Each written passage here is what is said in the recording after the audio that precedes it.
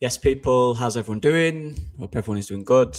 In on this, lovely week we're having in England. To be honest, Andre, it's actually sunny for a change. And for all those, it's a big conversation online right now about British people complaining about heat. Our houses were built to keep heat in. Okay, so when we get 30 degrees plus, it is horrendous. We don't have aircon in most places.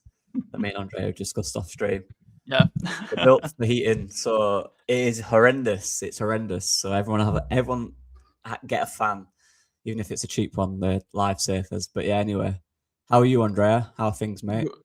Good, mate. Thanks for asking. It's the same for you, but it's the same here, mate. In terms of the weather, it's boiling, absolutely boiling. One day, out of the blue, because like last week there was still a little bit of wind, good weather, nice weather. When you have the sun coming out, but at least a little bit of wind. Now it's absolutely boiling, mate. So yeah, I think we are in the same shoes. Yeah. How are you? Yeah, I'm good, man. Just it's fair. When you're coaching outside and it's sunny, there's nothing better. In that weather, to be honest. Yeah, it's beautiful. It genuinely feels like you're in another country. But compared to the just getting endlessly wet and cold and getting ill every single week, it is a nice little refresher to go out in shorts and a t-shirt and coach. Although take your sun cream because you don't want to get burnt or sunstroke. So yeah, that's like this guy here, this guy, you're looking a little red there's there, nothing. The sun is nothing on me, mate. The sun is nothing on me. Trust me.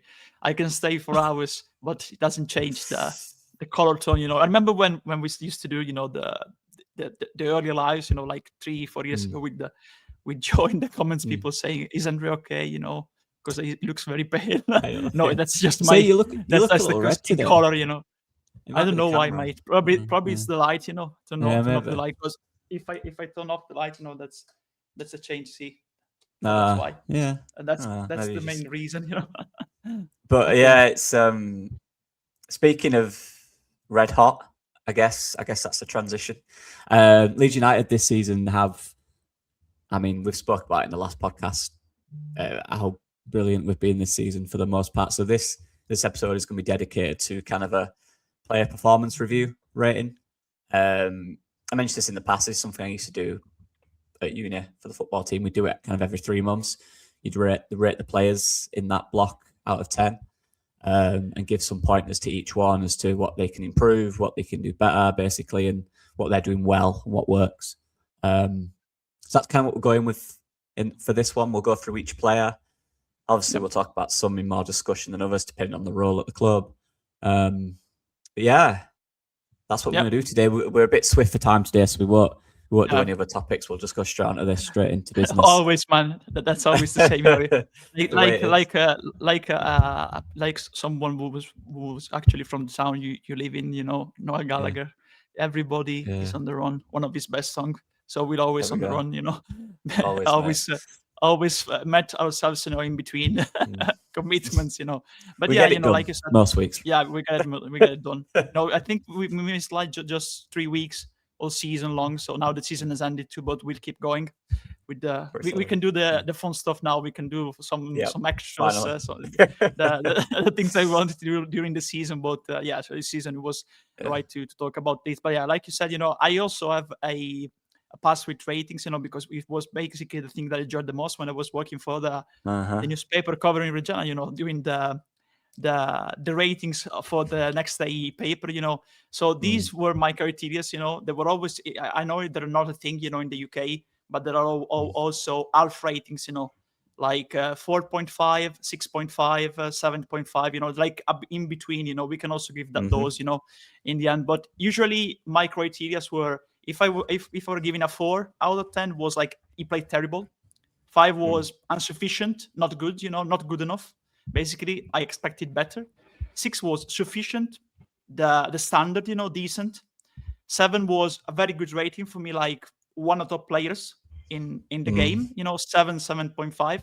I very rarely gave a 8, to be fair. But so today I think 8 will be like our 8 out of 10, like outstanding, top player of the season, one of the top player of the season, So these were just, we needed to specify the criteria, because I know that when I used to, only one time I did play ratings, I think it was like 2 years ago, and there were people like saying, "Are you on crack?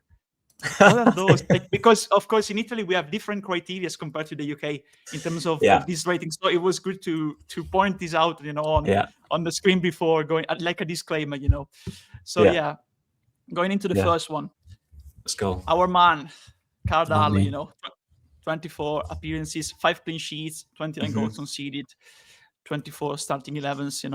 Just to explain, people can look while we talk at the stats, but just for this one, you have all the stats of the season for the specific player comprising Premier League appearances, FA Cup and League Cup, so all into one, and you can look at them while we speak. Your assessment of the season of Cardallo, mate, and then your rating, of course, at the end of it. Yeah, I mean, in terms of, I guess, expectations and performance, it's definitely one of the better ones, 100%.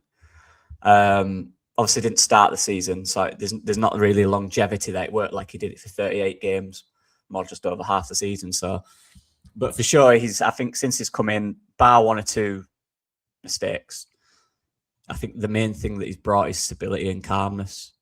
And actually in the last kind of 4 to 5 weeks created some really, really good saves.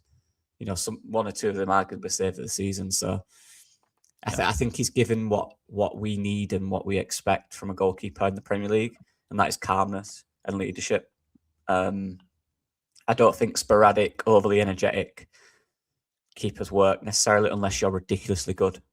And there's only a handful of them in the world. I've always liked it whenever I played left back. If my keeper was calm, I trusted them. I knew they had it under control. For me, being over energetic is you kind of hiding your nervousness, and it's a way to deal with it.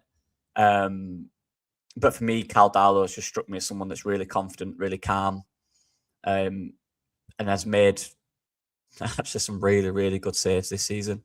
It's a shame he's not 25, 26, 27, or maybe, late 20s, really early 30s. He's pushing on. He's getting a little older now, which is why the conversation for new keeper is obviously there, the longevity of it. But yeah, I think he's epitomised the second half of the season for Leeds United, and he's a big part of, in his own way, where it's probably not been the most crucial in terms of, the results at times, in his own way, and what he's done and how calm he's been and the good saves he's made. He's definitely been a very good performer for us, I think.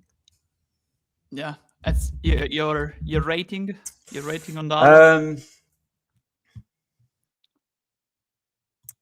I think it might be a little high. I'm going to give 7. I think he's 7. Okay, 7. I know that's high, but I think if you concentrate since he came in, has there been a mistake? Maybe one. I can't remember which game it was, but I remember one where you should have done better. Villa, I think, probably was Villa. Yeah, there's 1 or 2, but every goal keeps out. No, not Villa. As he made saves, he's had to make. Anyway, that's what. As he made saves, he's had to make. Yeah, most of them. Strong hands. When he saved it, it's in a good area. It's not in front of goal. He tips it out. He claims a lot of crosses, and we've been under a lot of pressure in certain games, and he's claimed a lot of crosses. He's been loud. He's been calm, and he's been undroppable, particularly for the last kind of, I guess, 12, 13 weeks. Do you know, actually, I'll go for a 6.5 because I think he's been better than decent, and I think there is players that have been more pivotal throughout the full season. Yeah, so I'll give him a 6.5, which, like we've established before, is a good score. That's a decent score. You perform in a decent level, so yeah. Yeah, it's like sufficient, decent, between decent, standard and very good. So in between, I think it's fair. Yeah, I agree on that. I think the calmness is calm and collected. Is the right terms. To define him this season, because he was called upon. When Perry had that injury. And he responded well. He was playing well. I've always said, we didn't need to drop him, but I understood, the thinking behind it, from the team, from the club, because they had spent 15 million on Perry in the summer. So he's returning from injury. Let's give him another run.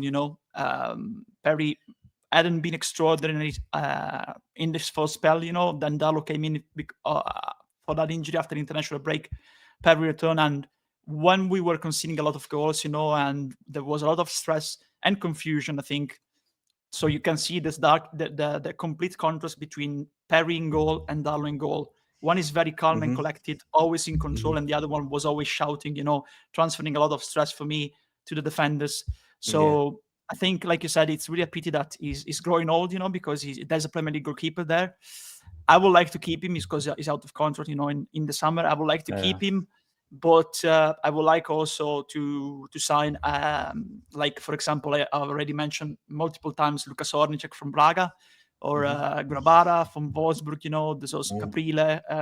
There's many goalkeepers that you can also grow, you know, and make your starting goalkeeper for 5-4 seasons, you know, like we did with Melia, the Melia plan that eventually fall apart. But there's other players I think that can follow that path, you know, and really grow and establishing themselves in the Premier League. I don't know if he wants to stay to be in contention or be a number 2, because he's shown, of course, that he can be a number 1 in the Premier League, or he can even be, you know, a top goalkeeper for a championship team, championship club that wants to get promoted to the Premier League. So my rating, it was very, very good for me. He straightened a lot, you know, the defense in terms of confusion, brought a lot of calm, some great saves, the one at Fulham, actually the one at Villa too, you know, before we eventually conceded, but one at Tottenham too, many, many good saves. So my rating is 7 for me. 7, yeah. Okay.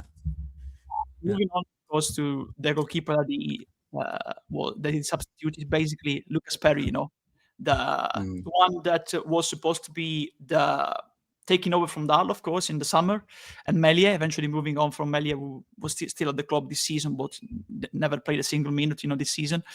Was, I think, just once or twice, you know, in the matchday squad. I'll tell you what, mate. I'm gonna start with this one, then I'll leave it to you. You know, I was very, very disappointed with Perry, because there were like expectations, you know, and he had arrived, you know, with a very high ceiling, you know, because in the end he was one, if not the best goalkeeper, you know, apart from the one at PSG, Roma last season, you know, in Ligue 1. It was very, very good. You know, he had one of the highest save percentage in the whole of Europe, but that shows you that transfers might be good on paper, but sometimes there are extra factors. You know, he didn't adapt to the level of intensity of the Premier League. He didn't adapt to the different number of shots faced. I didn't like his body language, you know. Sometimes he made a very good save, like Melia, you know. He made a very good save, then the next action, you know, in the next shot he took, you know, in the game, maybe he made an howler, you know. I remember the goal of Rodgers, you know, the free kick. So I think the transfer hasn't worked out. I think we need to move on. Besiktas offered us 15 million in January. It would have been a loss. It would be a loss anyway. Maybe, like I said, you know, when we talked like 2 or 3 weeks ago, loan him out to raise his value again, then need to sell. For me, I'm very direct. 4 for me, 4 out of 10 this season. Yeah, it probably is harsh. People might find it harsh, but for me, the transfer simply didn't turn out, and the performances weren't good enough. So 4 out of 10 for me. Yeah, well, I think again when we're doing this, it's important to, and again, this is just how I've done it in the past. Well, at uni, it's comparing it as well to the expectations of the player. So some players might get higher because they've overperformed what you expect, but you might have expected less, if that makes sense. Whereas with Perry, he was brought in as the number 1, spent a good amount of money on him. And don't forget, he's coming from Lyon off a really good season. That's high expectations. It just is. So is the mark more harsh because of that? Well, yeah, of course, but some players have that expectation because that's the role they're required to be. And he is, I don't think anyone can argue, even himself, I'm sure he'd say, for the most part, he's underperformed what we brought him in to do. I mean, the fact that he's been dropped, obviously, and Carl Darlow's come in and looked decent proves that. And now it seems like we're looking for another keeper, also proves that he's underperformed this season. And it's just one of them situations where I think we've seen in certain moments this season, or a few games, where he has been really good and he's made big saves. You know, one-on-ones at times he's done really well. He's made himself big. Them kind of close shots where he's got down well to him. I can think of a few. of course, in the FA Cup, he had some good moments in there for the penalties as well. That's an important part of us getting to Wembley. Even though he did make the mistake within the game, he did redeem himself with the penalties. He made some really good saves, and that's what he's done this season. He's not someone that, I mean, the fact he's made 20 appearances and not 38 shows that he's massively underperformed what we expected. And like you said, it's the calmness thing for me personally. When we signed him, I did the video on him, and there was a lot of things I liked from watching, going back and watching some games of Leon that season. But I did make it clear that he does worry me on crosses. He doesn't dominate the box. He doesn't come out. And clearly that was the case in certain situations. And he got dropped because of that. So it's a shame. But this is football. It's the way it is. I think for him now, I think it's time probably for him to go play. Clearly can do it. He played at a very good level last season. Like you said, he's one of the best keepers in France. That's a seriously good level. Just didn't work. And I don't think we're in a situation now where we can be patient with that. I don't think we're in that situation in the Premier League. I think we need it to be right, and we need it to be a safe pair of hands. And I don't think he's got the time in this Leeds squad to fix it. I don't think we're in that situation where we can afford that. So for me, I want to go 4.5. I'm going to be a little more generous just because of that. Okay. Them good moments he had in the penalty shootout, I think were important to us getting to Wembley. In the FA Cup, yeah. True. But yeah, overall for me, like we said, he underperformed. Mm-hmm. So yeah, I remember even in the Birmingham game, he was here in the end, the penalty shootout, but during the game, he was stressing me a lot between the sticks, in the goal mouth. So in how he commanded the box, So and he has a contract, like you said, till 2029. So yeah, it's still another 3 years, in his contract. So I think it's time, like I said, alone, then probably a sale, in order to build back his momentum. So moving on to the right wing backs, of course, Jayden Bogle. I think one of our most consistent performers. He had some injuries during the season. There were, of course, he had already played in the Premier League, of course, under Sheffield United one season. There were, of course, doubts about how he would have, reacted to his return to the Premier League in terms of the gap between the Championship and the Premier League, because Eddie performed very well for Sheffield United in the Premier League. Probably there were arguments, for him to being attracted, being seeked by another Premier League club. Instead, we got him, and they sold him to us, basically Sheffield United to Leeds. I think he was consistent when he was at his best, 100%, even for assists. I think at times, probably the situations in the game required him to be more defensive, more conservative compared to Gudmundsson on the other side. So we didn't see the spark, that we saw last season in the Championship at times, because this, of course, the Premier League is different, so you need to be more conservative. Other times, there was room for me for Justin to start over him. So if I look at the whole season, I give him a 6.5. Okay. Between 6.5 and 7. So it was very good for me. But looking at Justin, I think in the end, even looking at the versatility, I think Justin was more consistent throughout the season. Every time he played, there were times when Bogle, I think, could have done more. He was consistent. I really liked his performances, especially at the start of the season when me and you talked and said, I think he has an opportunity to get into the England squad now. But I think that his performances, towards the end of the year and the start of the new year, had a little bit of drops. He was also injured, so that affects you. So 6.5, I think it's a good rating for him. I think it's good. What about you, mate? I'm probably quite similar, to be fair. I agree. It's the conservative role that he's kind of had to do this season. Obviously, a player that, he's had some really good assists this season. I could think of a few from crosses that have been really pinpoint for Calvert-Lewin or Okafor in the box. And that's what you want your fullback to do. Realistically, we need to get. My problem with Gabby Goodmanson, and we'll get on to that, is the consistency in his crossing. I don't think it's that good, apart from everything else in the game, which is. But I think Bogle's probably been our best crosser this season. When he has got forward and he's got into them positions to cross, I think he's been the most consistent with that.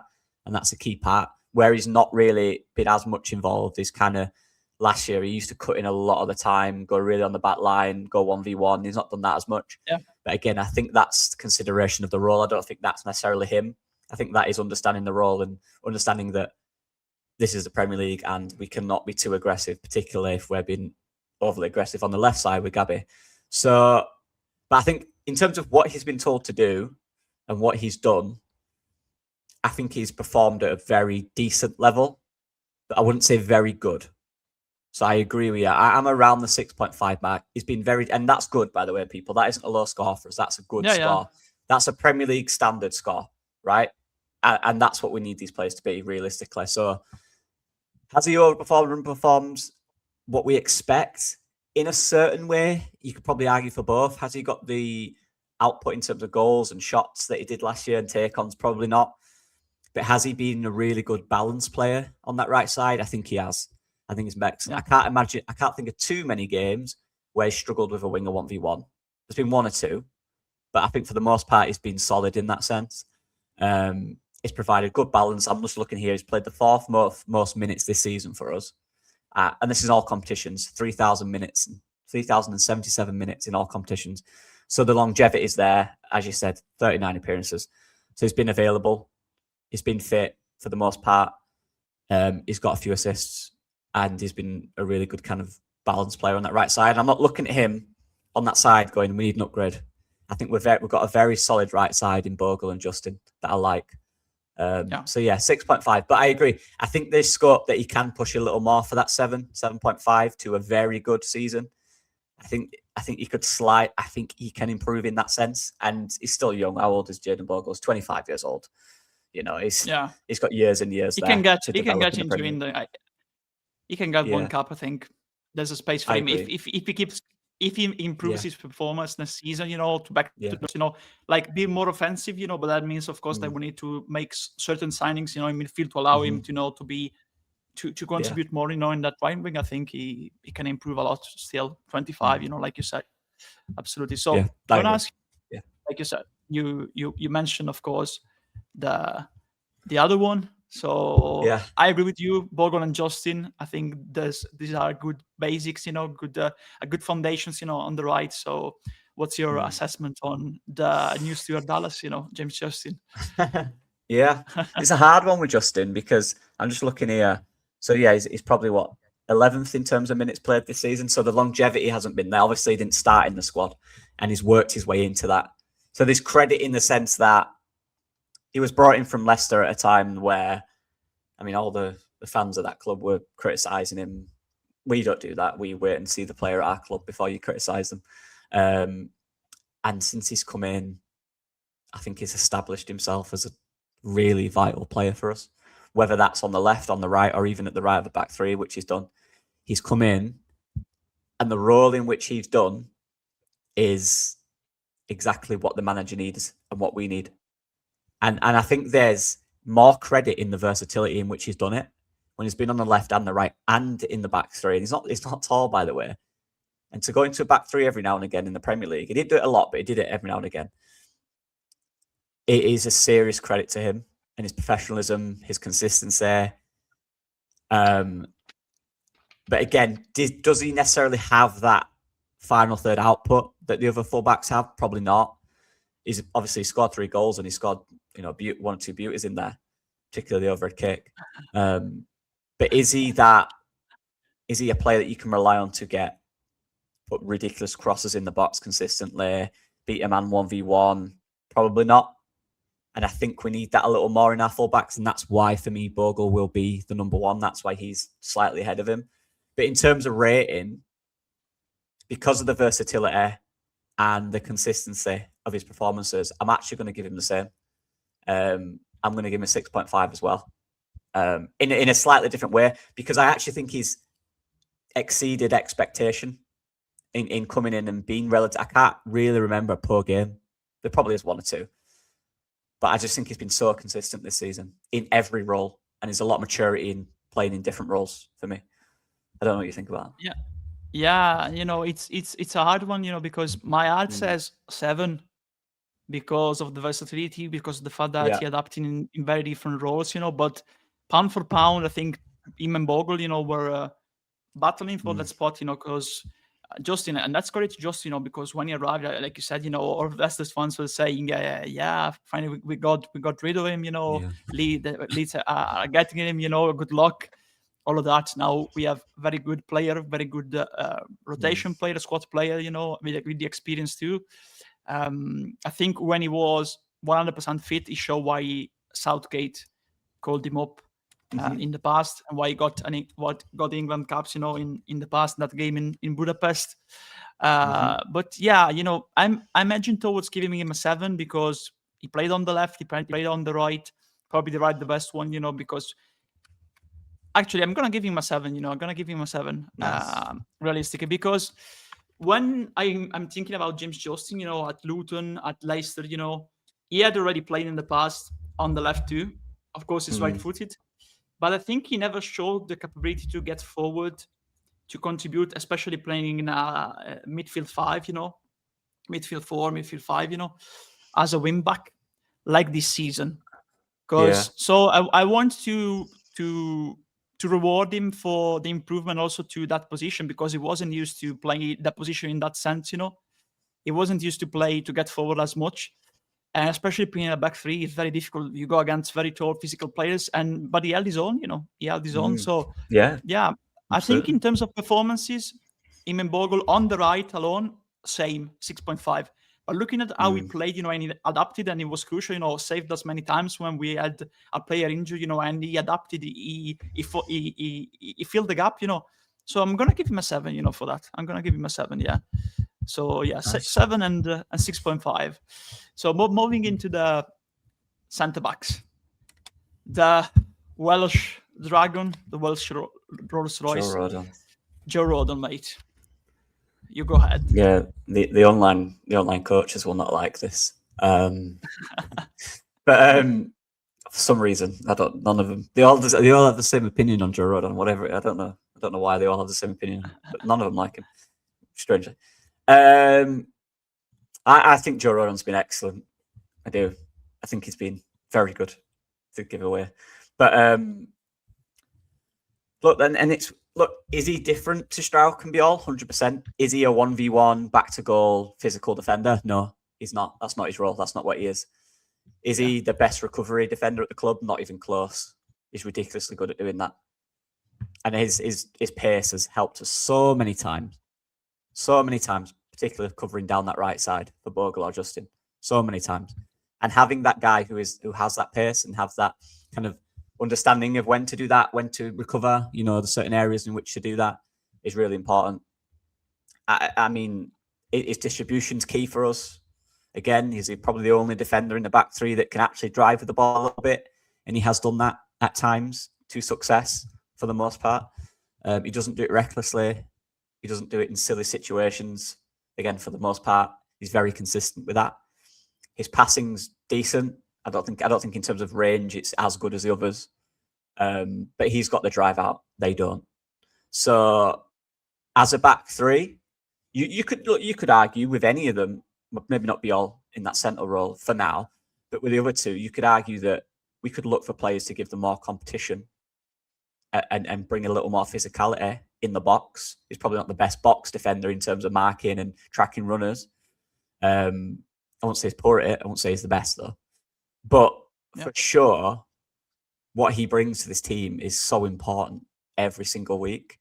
He does make some silly mistakes, and I think it's been a thing for the last few years where he lets the ball come across him sometimes with a spare man behind him. That is a thing he's done 3 or 4 times in the last 2 years. But yeah, these players are not perfect, obviously, and that's going to happen. But I think he's been a consistent player. I mean, look at the appearances again this season. How minutes played, he's got to be top 3 or 4, surely. Yeah, he's third for minutes played this season, 3,082 minutes. Again, the longevity. He's a constant player in that side. And if you're a good player, if you're a team that's performing well, and that centre back has played every single one of them games, that centre back is performing well. You can't hide from that. He's played well this season. He's been really good. He's stepped up to the Premier League again, having had a difficult time in it at Spurs last time. He stepped up to that level. I mean, the amount of times he saved from his quick recovery runs, his last-ditch tackles, has probably been about 10 times I can think of the top of my head where he's covered the full-backs really well, even covered centre-backs at times. There's flaws to his game, but I think in that back three, what he's brought has been super important to us. And I think I'm stuck between two. I think I'm going to give him, because of longevity as well, I'm going to give him 7.5. I don't think I can give him outstanding, because there's a few games in there where he's made decent-sized mistakes. But he's definitely slightly above very good for me. So I'm going to give him a 7.5. I'm going to give him the same, actually, because I think he's vice-captain material, honestly. The longevity you mentioned, the mentality. I remember as just looking not very far, looking at the Spurs game, him returning there, after he basically wasn't given a chance or didn't impress enough, there to get a proper chance, in the Premier League. Had to go on loan to Rennes. So people are labeling him like, he's not a Premier League defender, Then he returned to the Championship with us, rebuilt his career, improved actually, because I think the present road and the current road, the one that has been a Leeds, for 3 years now, is way better than the one we saw in Swansea, that earned a move to a top 6 Spurs side, back then. I think I'm looking at the aerial duels, the physicality brings, the fact that he's the only one, basically, Stroud can do that, but to a lesser extent, the only one that can drive with the ball, that can elude the pressure, beat the pressing by running with the ball, carrying the ball, I remember also, especially towards the late autumn, when he also covered a lot when we had the injuries, with the on that side, when we started to play with when Gruev was in the side, basically, and Gruev was dropping on the left, and then we have Biol in the middle, and Rodon was playing very, very wide, and people were saying, he's now playing as a fullback, basically. But I think it's been an absolutely certainty and absolutely pillar, this season for Leeds. And like I said, I think that's vice captain material for us there. So if Ampur is not there, I think Rodon is like his deputy, in that sense, looking at the mentality and what they bring to the side in terms of the grit, showing the grit and the Leeds mentality. So absolutely, it wasn't easy for him. He proved that he can play and can be exposed in the league. 7.5 for me too, and moving on to the Balkans, Jakabiel.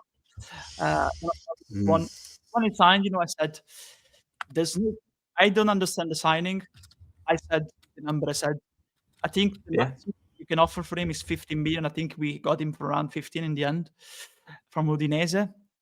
But the first thing I said was, I don't like him in a back four. And I think looking at the West Ham game, probably there's also substance to that, and also the Sheffield Wednesday one, because the back four that Slovenia used to play now is not the manager anymore, with Matjaž Kek as the national team manager, is completely different. They have the two fullbacks staying back, they are blocked, and they have the other two fullbacks like Stojanovic Stojanovic, for example, on the right. The other one is Mlakar or Janja at times. These players, they used to play as like wing backs, but they had 4 defensive players. We didn't play like that, when we played with a back four, because we had one midfielder dropping and the fullbacks going forward. So you left the gap. Remember, I still remember Adingra attacking him against at Sunderland. When it was he was too exposed for me. He was too exposed. But in the back three, he showed why he was one of the most consistent player, in Serie A. In the end, there were rumors about AC Milan, about Inter Milan as a backup in summer, and he waited for his moment. Farke was on point, was smart to play in the position that suits him and cover its weaknesses, mainly the pace, mainly the open play, because he really struggles with open play. But in aerial duels, marking the target 9 of the opposition, and also apart from aerial duels, the fact that he is the one getting out of the line, to do the tackles, to be like that aggressive player out of the back three. Yeah. I think he's done very, very well and he's established himself, adapting also to the English level of football, in terms of intensity. So for me, it's a solid 7 for him. Okay. Yeah. I'm probably on similar lines. I just think, I think I'd say he's our best defender, 100%, in terms of that physical one-to-one duels with the strikers. That being aggressive, timing of tackles pretty good as well. Just physical in the box. Obviously, his heading's a joke. Blocks. He's made some really big blocks this season that I can think of on the edge of the box. Just being a really big presence. I remember when Carl Bartley used to do it every time, just block everything at the edge of the box. He's got that about him. He'll do some shape with his body and he'll block the ball. I absolutely love that from a defender. And since he's shaved his hair even shorter, he looks mental as well. And I absolutely love that because he looks like a proper Leeds player, a throwback one. So it's been excellent. I agree. Yeah, I don't want to see him in a back four, to be honest. I don't want to see, to be honest, in the Premier League, I don't want to see any of our three. Sorry, my chair's just moved. Yeah, don't worry. So I don't want to see any of these three centre-backs in a back four now, to be honest with you. I think if we're doing that, we need to change them. But in a back three, in the middle of it, of course, I think since he's come in and he's found his feet, it did take a little while. But since he's done that, he's looked really good. I think the shape in which we play and having the speed of Rodon next to him does help in terms of not getting exposed quick by the inverting wingers or whatever. Rodon does have that recovery. Strauch as well is very physical too, so he has that next to him. But he's marshalled attackers so well this season. He's not always won. There's a little narrative that he wins every duel. He doesn't. He gets beat sometimes. He has given away a silly penalty where he pushed a player for no reason. There is them moments in games. Yeah, he has them. He does get beat every now and again. But again, like Rodon, these are not perfect players. But has he come in and solidified that back three to the point where we look seriously solid? And is he the main central component in that? 100%. So I'm actually going to give him a 7.5. I think if he'd have come in from the start, and this isn't down to him, I guess, if he'd have come in from the start and we'd have played a back three from the start with the defenders, because I still think there's a problem with the wingers in that sense. We'll get into that later. From the back three perspective, if we'd have started with a back three and he'd been the centre of it and he'd played 38 games, start to finish in that role, he'd probably get an outstanding, because he has been, for the most part, outstanding. But he did struggle at the start for me to get up to the tempo of the league a little bit. But since we found that shape, he's been really good for the most part for me, yeah. So I'm going to give him the same.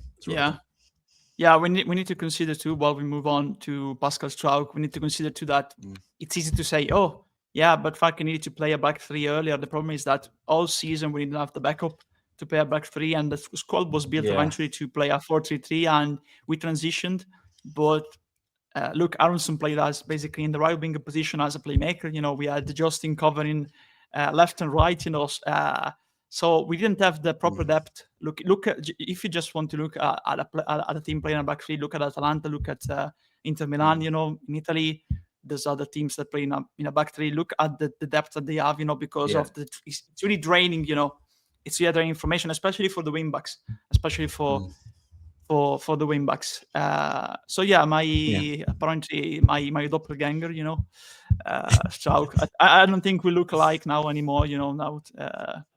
Especially look at him, with the mustache, and look at mine, it's completely different, But on Pascal, mate, go ahead on Pascal. So otherwise, people will say I'm biased because he looks like him. So they take the reins. I think this won't affect the rating, but I think he's a seriously underrated defender. I speak to some guys at work, some coaches. One of them, who's a Brentford fan, said he'd absolutely love Pascal Strout. He said he loves him. And this is what I found, opposition's teams and fans appreciate him more than maybe we do. Not us specifically, but the fan base. I say I've watched a lot of centre backs, both for work and for the summer videos coming up that we'll do on this channel. And he's all three of ours would be good in a decent European team. I mean, seriously, would. Obviously, there's gems in there that are going to go to the top teams. I'm not talking about them players, but the solid, reliable centre backs that have good variety, good timing of tackles, good aerial duels. They're aggressive. They're good on the ball. He matches that, and this is why he will have a lot of suitors. And I'm led to believe, obviously, not led to believe. It was in the news, wasn't it? It's in the media that we turned bids down for him. There's loads of clubs in Europe. I promise people this, regardless of what we think, well, what the fan base think. There's loads of clubs in Europe that really like a player like Pascal Strout, and so I always liked him. I really do. In terms of performances, though, has he been as consistent as Rodon? I'm not sure.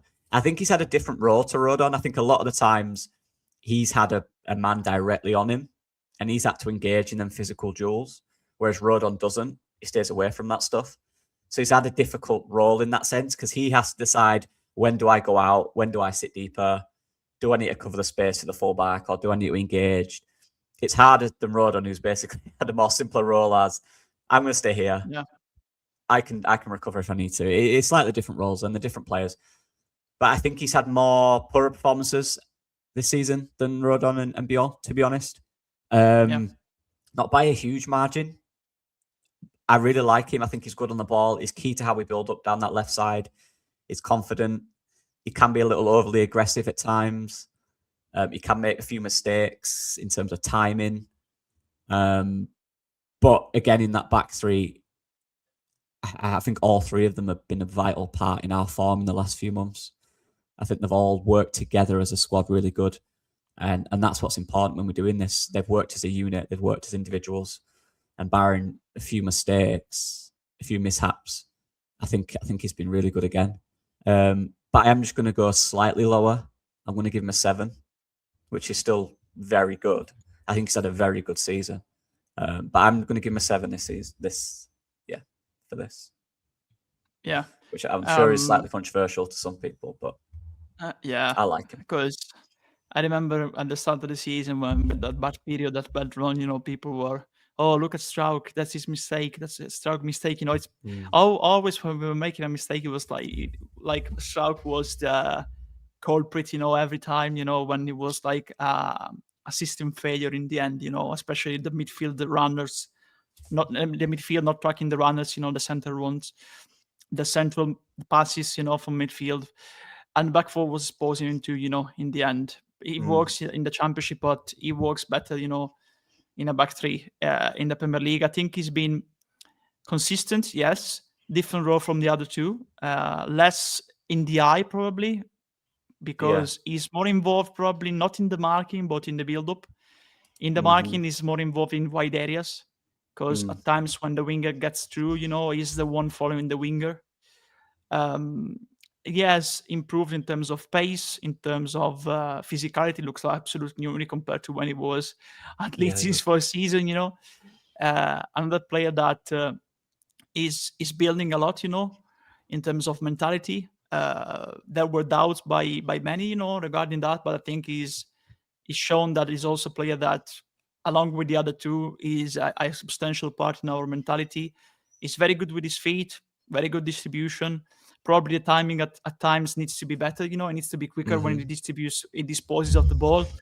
He's also one that can, in certain moments, carry the ball in order to move the ball actually and find a space to eventually pass and go for the long ball, or the side switch, with the long ball to the winger, something that we did more last season compared to the one that has recently ended, But I'm going to give him the same rating as Biol. I think they were on par. I think probably Biol was one in the eye because he was marking the number 9, but I think Stroud deserves a 7-2 for me. Yeah. Just to say as well, Andre, on that, is second most minutes this season as a Leeds United player. Yeah. 3,167 minutes. So the longevity question that we've had is clearly not a problem this year. Is like you say, his conditioning is really good. He looks in really good shape. And I'm just thinking that this is what I mean. I could see a Pascal Stroud. I was looking here in Germany, who's qualified for Europe, this season. I could see him at a Hoffenheim, even a Stuttgart. I genuinely could. Yeah. I just think he's that level. We have good defenders. We have, and this is why I found it hard to try and find how we can bring defenders in, because I think our three are really, really good. But yeah. Yeah, his big thing, the big thing in his game that he needs to improve when he goes out, to be aggressive, he needs to time better the tackle, because look at the yellow cards to 6. Rodon has 3, for example. He's he commits a lot of fouls, when he's going out of the line, so that's something he needs to improve, but yeah, I'd keep him. I'm offering him a new contract, but he might be the one for the SCR, squad cost ratio that might go, eventually, because he's out of contract next summer. But yeah, there are similar players to him, probably me and you were watching Paderborn, Wolfsburg, the other line. I would like Kulirakis, but I think he might be followed by higher clubs, in the end. Yeah. Yeah. I think the next one can be very quick, Sebastian Bornau. He arrived to be a squad player, he filled the gaps, when required, but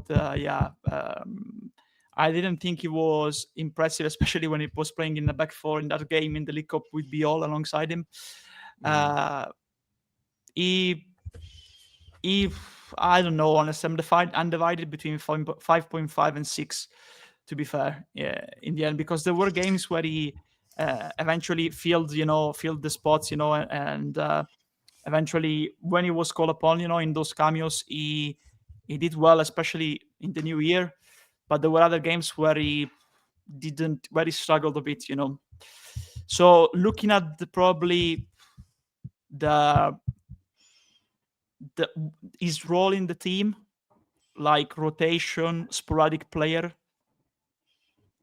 I think 6, because eventually he was okay, during this cameo. He was decent. It was not insufficient, It was not under the sufficiency.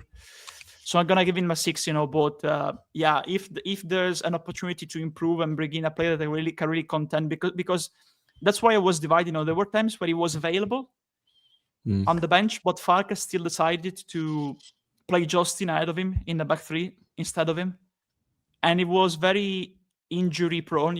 It's always been. And even this season, he missed many, many games due to injury. So we had that little problem carry on, through the season. But yeah, looking at this role, when he was called upon, eventually it was okay. He was decent. So I'm going to give him a 6. Okay. And this is where I need to clarify things, the rating system, like I say, it's not necessarily a simple, it's a performance review. So we're reviewing the performance of the player. For example, I give Jaden Bogle, we give him a 6.5. We're not saying he's been almost as good as Jaden Bogle this season. We're saying for the role he was required to play, he's come in and done decent. Jaden Bogle is a better player. He's more important to Leeds, and he's performed slightly above what we expect. But it's a different role. That's what's a key thing. He was brought in as a squad player. Has he done that role as a squad player to a decent level? Yeah. So that's the comparison. Because I know there'll be a few comments saying, how do you give him a 6 and you give Bogle a 6.5, for example. And I get it, but it's not that straightforward. It's dependent on the role as well as the player. As that's an important part of it. You have to give that. So yeah, I agree with what you said. I think he's been a good squad player. How much was he? £5 million, I think, which is decent. Yeah, 5 million for Wolfsburg. Yeah. And he's made 17 appearances. But the injury stuff is annoying, because for a backup, you kind of want them to be there, because they're meant to be there for when the first team players get injured or you need to rotate. And to not be available is very frustrating. And that's a part of it for me. Availability is part of it. You have to be available to play, and he hasn't been. But in terms of performance, he's had some decent ones. He had some poor ones. So I'm going to stick 5.5, I think. 5.5, okay. I think he's been okay. He's done okay. He's done his job for the most part. Yeah, He's been what he's required. Just below the sufficiency, because of that. Yeah, I think also the next one. No, the next one not, because we're moving to the left wing backs. So yeah, Gabby Gudmundsson. I think one of the most consistent players, this season for us. The ones that have grown through the season eventually. For in the side, I remember the first game, against Everton when I was looking at him and I was saying, he's not getting too much, he's not contributing too much offensively, he's just getting the ball and passing it back, Is this Rasmus Christensen in disguise? Eventually, he adapted, he improved his game, it's been absolutely, the numbers don't tell it probably, because if you look at the numbers, just 1 goal and 1 assist, throughout the whole season, eventually, but I think he's been instrumental for us when he played, especially in overlapping on the left, in running the counter on the left. He's been good, I think, both when we're playing with a back four, both as a fullback and as a wingback, in both positions. Unfortunately, he also had his injury problems. But yeah, absolutely, a player that has cemented his place in the side. The level of intensity between the French league, the Ligue 1, and the Premier League is different. It was going against very tough physical players, fast wingers. I think he did all right defensively too. He contributed a lot also defensively. Probably the player that covered the most of the pitch, if we look at the heat maps, I think.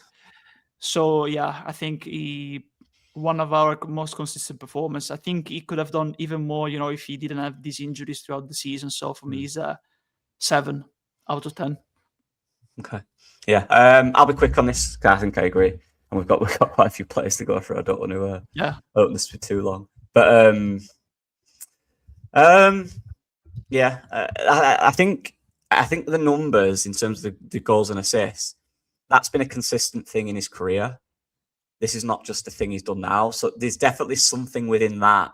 And I can't say at the top of my head why he's not getting the assists that he probably deserves, because everything he does up to the point is really good. He makes a lot of forward runs with and without the ball. He does that consistently.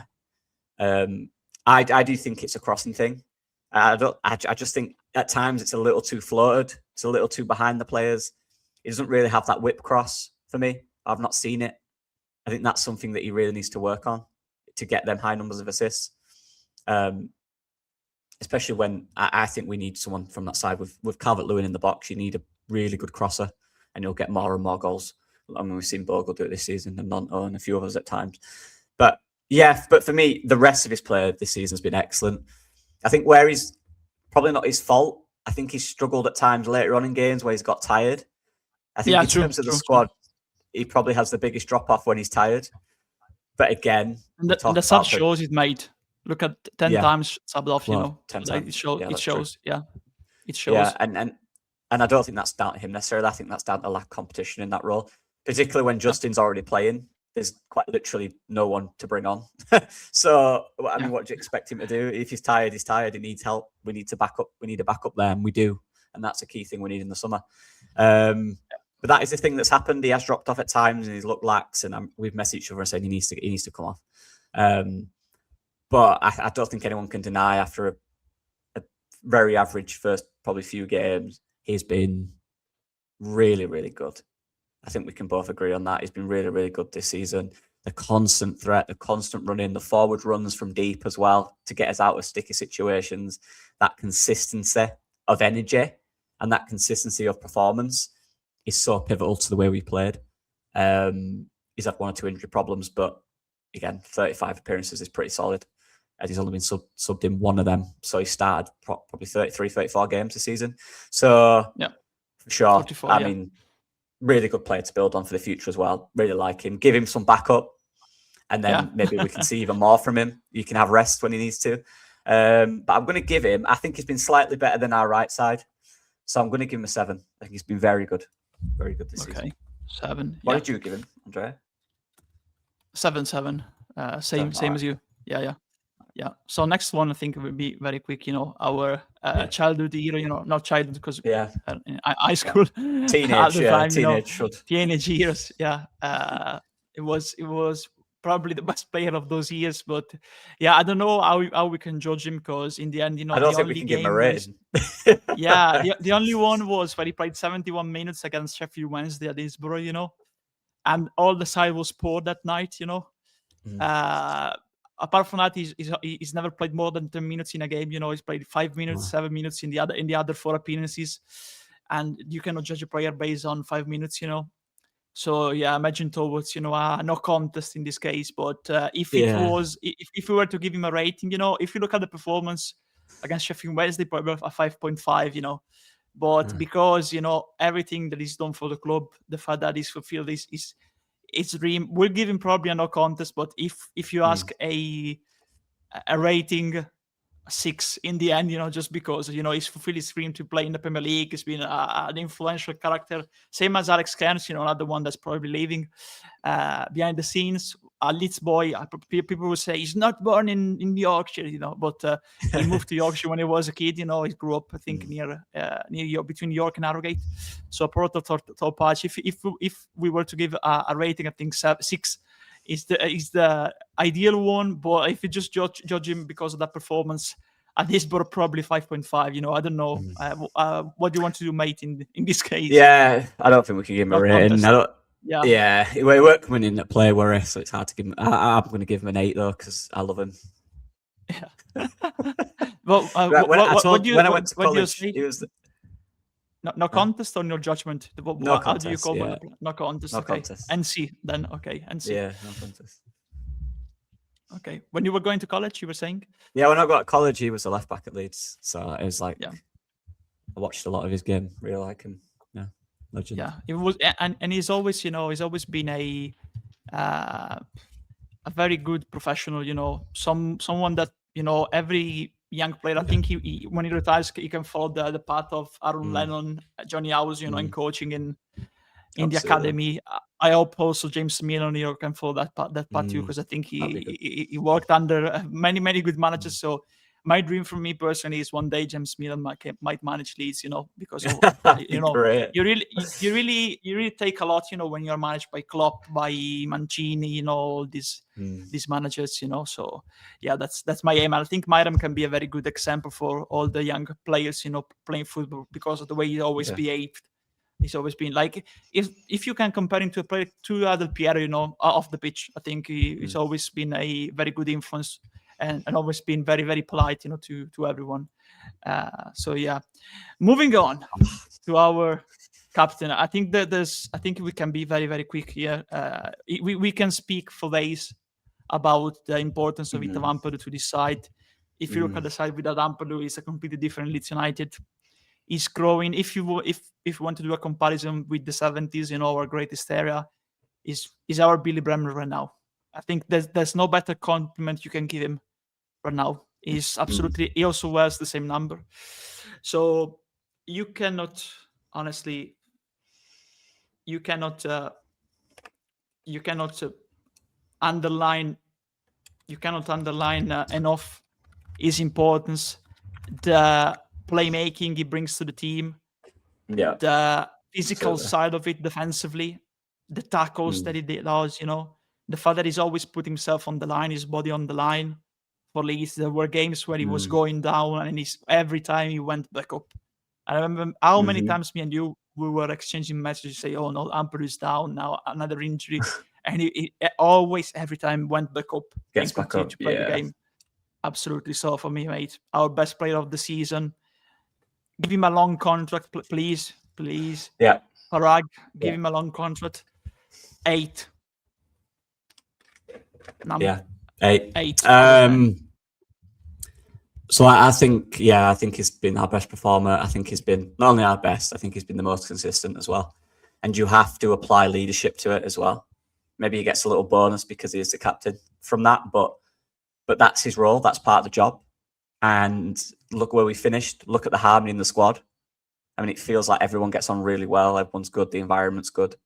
The feeling around the club is good. And I've said this many times. He is probably behind the manager, the second most important person in ensuring that. He's the captain of the club. It's his job to ensure that is going on, make sure everyone's happy. And look, I mean, I've liked him for years. Since we signed him, I was like, yeah, this is going to work, this. And it has. How many? £7 million? £7 million from Chelsea. After Insane. relegation with Spezia too. So yeah, who could have there you thought? go. You know, I honestly think we could because we Yeah. mentioned him. But yeah, well, on I the bench remember team, you know, you brought him up, didn't you? I remember, yeah, you brought him up on Joe's yeah, stream. because Yeah. I'd seen him, you know, in Italy, and I always thought, why is he playing in defense? You know, there's a playmaker there. You know, there's a playmaker there. I also saw his last game in Italy because it was at the stadium where Spezia got relegated against Verona. And I said, no, this is not. He's not a defender. You know, he was at fault on both goals. But every time he played in Italy with Venezia, with Spezia, you know, in the 6 role for me, I said, there's a player there. There's a player there. You know, so that's why I mentioned him. You know, at the time. Yeah, for me, our best player, I actually think one of the best sixers in the Premier League. I do. I think he's that good. Yeah. Maybe I don't think I'm overhyping him. I say maybe I am. I don't think I am. I think he's that good. I really do. I just think he's underrated because of maybe where he came from and what he's done, and he's not played in the Premier League for so long, potentially. But I mean, in terms of one season, he's played the most minutes for us as well. 3,500 minutes in all competitions is insane. So longevity's there. A lot of yellow cards, I don't actually mind. There is, at times he's got to do it. It's just the way it is in his role. He can be exposed, and it brings the players down. I don't mind that. I really don't in that role. I think a lot of sixers should get more yellow cards, to be honest. I think it's kind of died out of them. They're all just ball players. You need to be aggressive at times. You need to be that guy that can make that decision and stop counterattacks, and he does that. But yeah, we spoke about him loads this season. Our best player for me, one of the best in his position in the Premier League. I genuinely believe that. And we need to get him on a long-term contract because he's a core part of the future of this club in the Premier League. And wherever we can go, he's going to be the main guy in that. I'm going to go... I rarely do this. I'm going to give a 9. 9, yeah. 9. That's right. That's right. You know, of course, you can give very high, more or below. You know, the ratings that we explained. But yeah, absolutely, 9. Absolutely, yeah. Just because I think I can see what comes. Yeah, it's probably a lot actually. 8.5. I won't be silly. If outstanding is 8, he's definitely been outstanding and probably a little bit more because of his leadership side. So 8.5. Yeah, absolutely. That's because I think he can go. I actually think there's a little more there as well. I think there's more to his game that he can do. I do. There's more to it as well that we can exploit. So yeah. He's still now 25, 24. You know, 25. I think 25. Yeah, 25. Yeah, still young. 25. Yeah, he's still young. Yeah, exactly. So yeah, 8 and 8.5. You know, so moving on to his backup. Ilya Gruev, at times, you know, he even played, you know, in the number 8 position this season. Mate, what's your assessment on the season that Ilya Gruev had this season? So I'm just writing Ampadu's rating. I think this is the thing with Gruev. I'd argue he's probably in term, and I'm not saying with the level is really high. I'd say he's our least kind of what's the word? Not talented, but our least versatile midfielder in the sense that he's very good at his role, but that role is limited. It is very limited. I mean, obviously, you could argue apart from what he does, Ampadu can do that other certain things better. Stack can do certain more things. You know, Stack can do a lot more things than him, but he has a very limited role in the squad. And it does limit the side when he's playing. But he's not playing because, you know, he's the starter. He's playing because he had to at certain times and trying to find that balance in the midfield. We've found that now with Snacker, and I think it works really well in there. But for me, Gruev is a very reliable backup player. You could probably argue he's played more than he probably should have this season. But in terms of performance, I think there's been times where he's been poor, but I actually think there's been many times we've messaged each other. And actually, Gruev's been really good today. think he's done a decent job. Again, he's not done anything that you wouldn't expect. He's not done crazy range of passing, ridiculous shots, through balls, all that kind of stuff. But he's been solid in that role. He's swept up well. He's moved the ball quickly to the better players who are going to create things. And that's been his role. And I think he's done his role really well. He's had problems recently, obviously, with the injury and stuff like that. But I think he's been decent. I do. I think he's been decent this season. Like I said, it's different. You have to separate the role he's been given and what the player can do. And the role he's been given, I think he's done well. I think he's done decent. I won't say he's been better than our other midfielders, but I think he's been decent in that role. So I'm going to give him a 6. I'm going to give him a 6. Yeah. Okay. 6.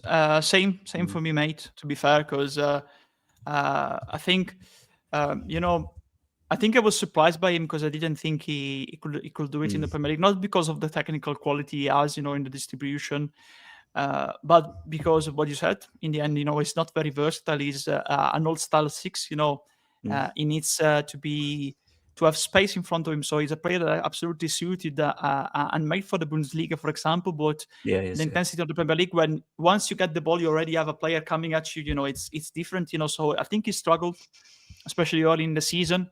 I think I remember him losing the possession many times, because of that, because of the different intensity and different pressure. He's not a player that can elude the pressing, a player that can carry the ball and progress, because he doesn't have the pace to track back in the end, eventually. But there was a spell during the season where he started, basically. I remember the game against West Ham, especially, he enjoyed the freedom, and he wasn't marking that game, basically. There were always space for him, and that was his best game, eventually. That one, it was his best performance this season. But there were also other games, where he was moving from his midfield role, back to the left-hand side, to contribute in possession and dictate the play. So very composed, standard player in terms of number 6. He was doing what it was required for him, but very limited. It's very limited what he can do. That's the type of player that he is. He cannot improve or change the way he is. That's the reason, basically.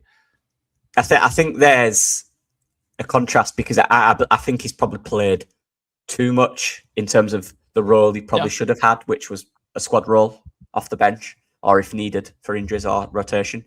But he was, for a long period of the season, he was the starter. But yeah, I agree. I think, yeah. Sorry. Yeah, no, that's that one. In the end, I still think he's he surprised me because he held his ground, in that period. But after he got injured, he got injured, yeah. But I don't think in the long term, it's like you said, he played more minutes than he should have, probably. But I would like a different number 6, as the backup of Ampadu, honestly. And I think it suits both, because like I said, I think he works better in a Bundesliga midfield, looking at the level of the game and the space he will have, In the Premier League, they just go straight into you, I think, and I already seen sign, this season, when he's pressed, he struggles. When he's pressed, he struggles, and that happened too at times in the Championship. So he was a backup apart from the first season when Ampadu was moved back to the midfield after injury of Strauk. He was a backup in the Championship.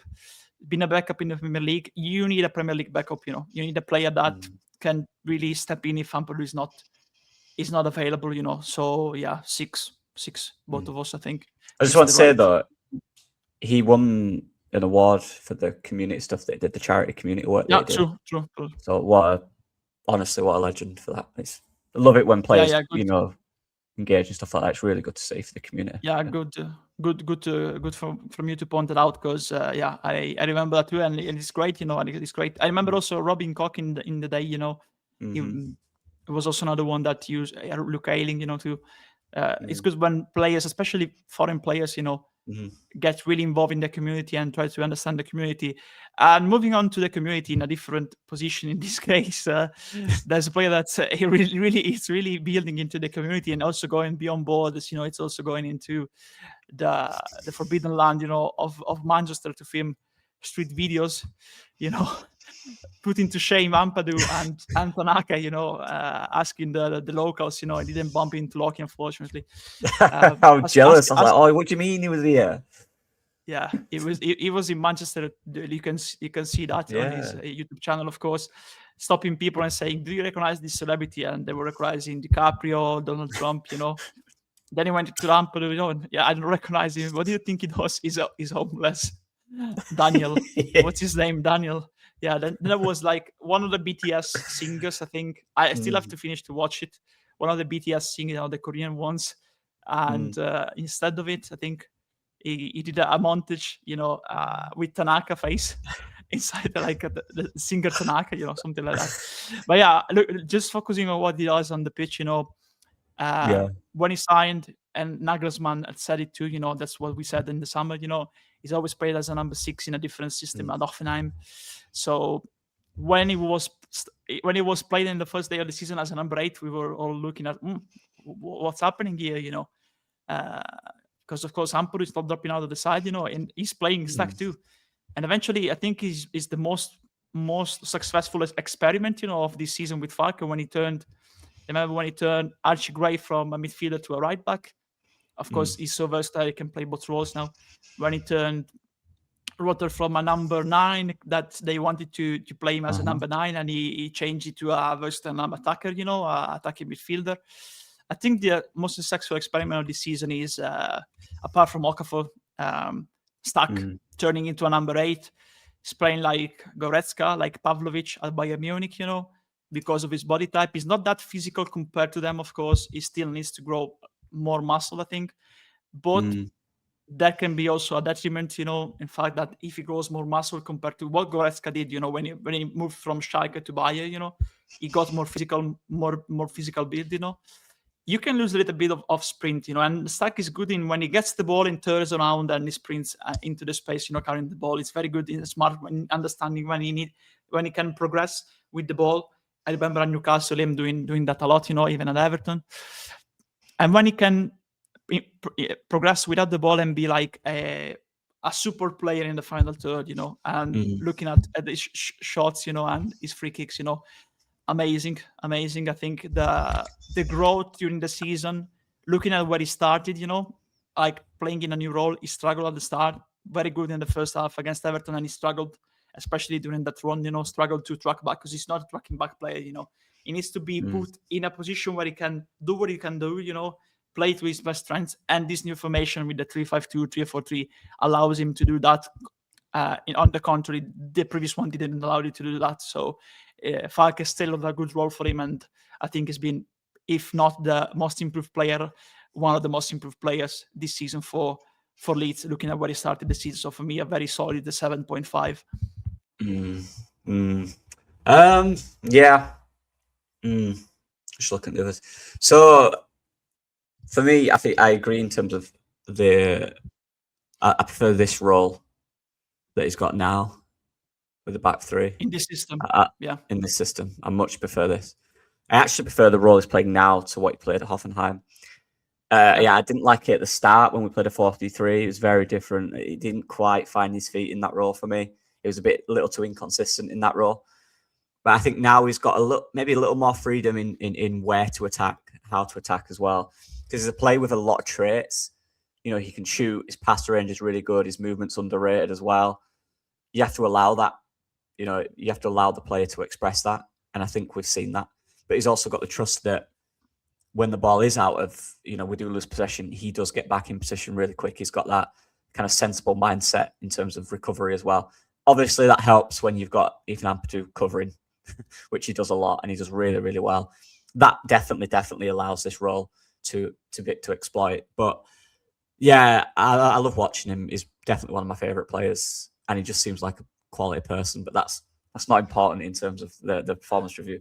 But he's worked for us this season, particularly after maybe the first few games of maybe the first month of not really finding his feet, not really understanding the role, not adjusting to the intensity. I remember earlier on in the season, there were a few games where he really went unnoticed and didn't get on the ball that much. He's just running around a little bit. But there's definitely now consistency in his role. and I like it. And I look at our midfield, particularly standouts in terms of Ampadu and Stack. I think that is ridiculous.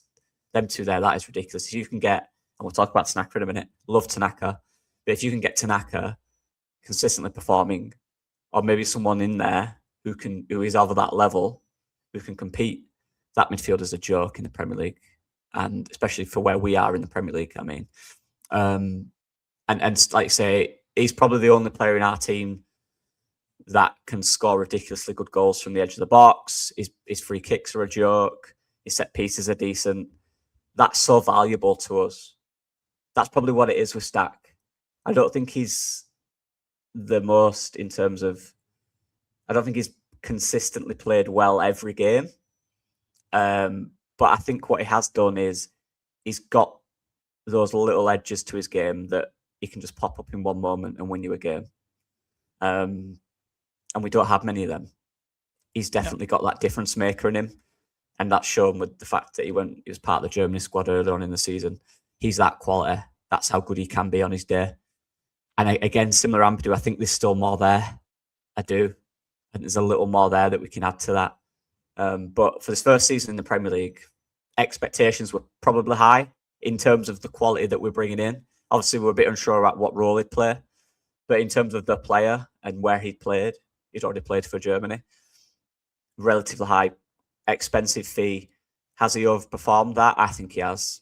I'm going to give him.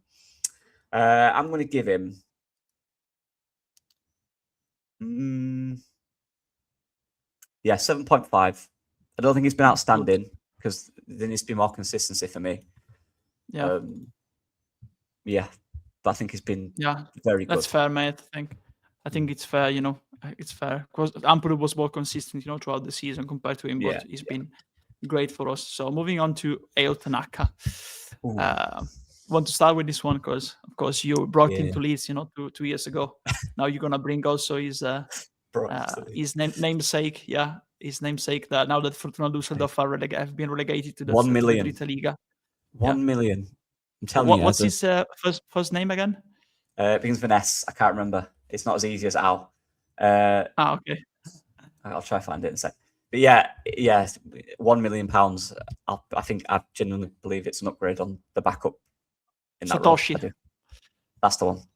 Yeah, £1 million, ridiculous. But Tanaka.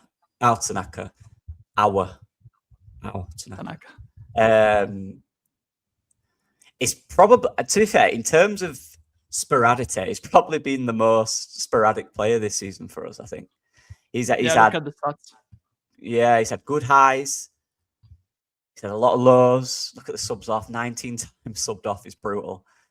I do think that's something he's got to work on, like Goodmanson. Although Goodmanson's not had the cover, so I think that's why he's been like that. Later on in games, he does struggle. He does get tired. That's when he starts to get cards. He starts to pull people down. He loses position a little bit. He loses concentration.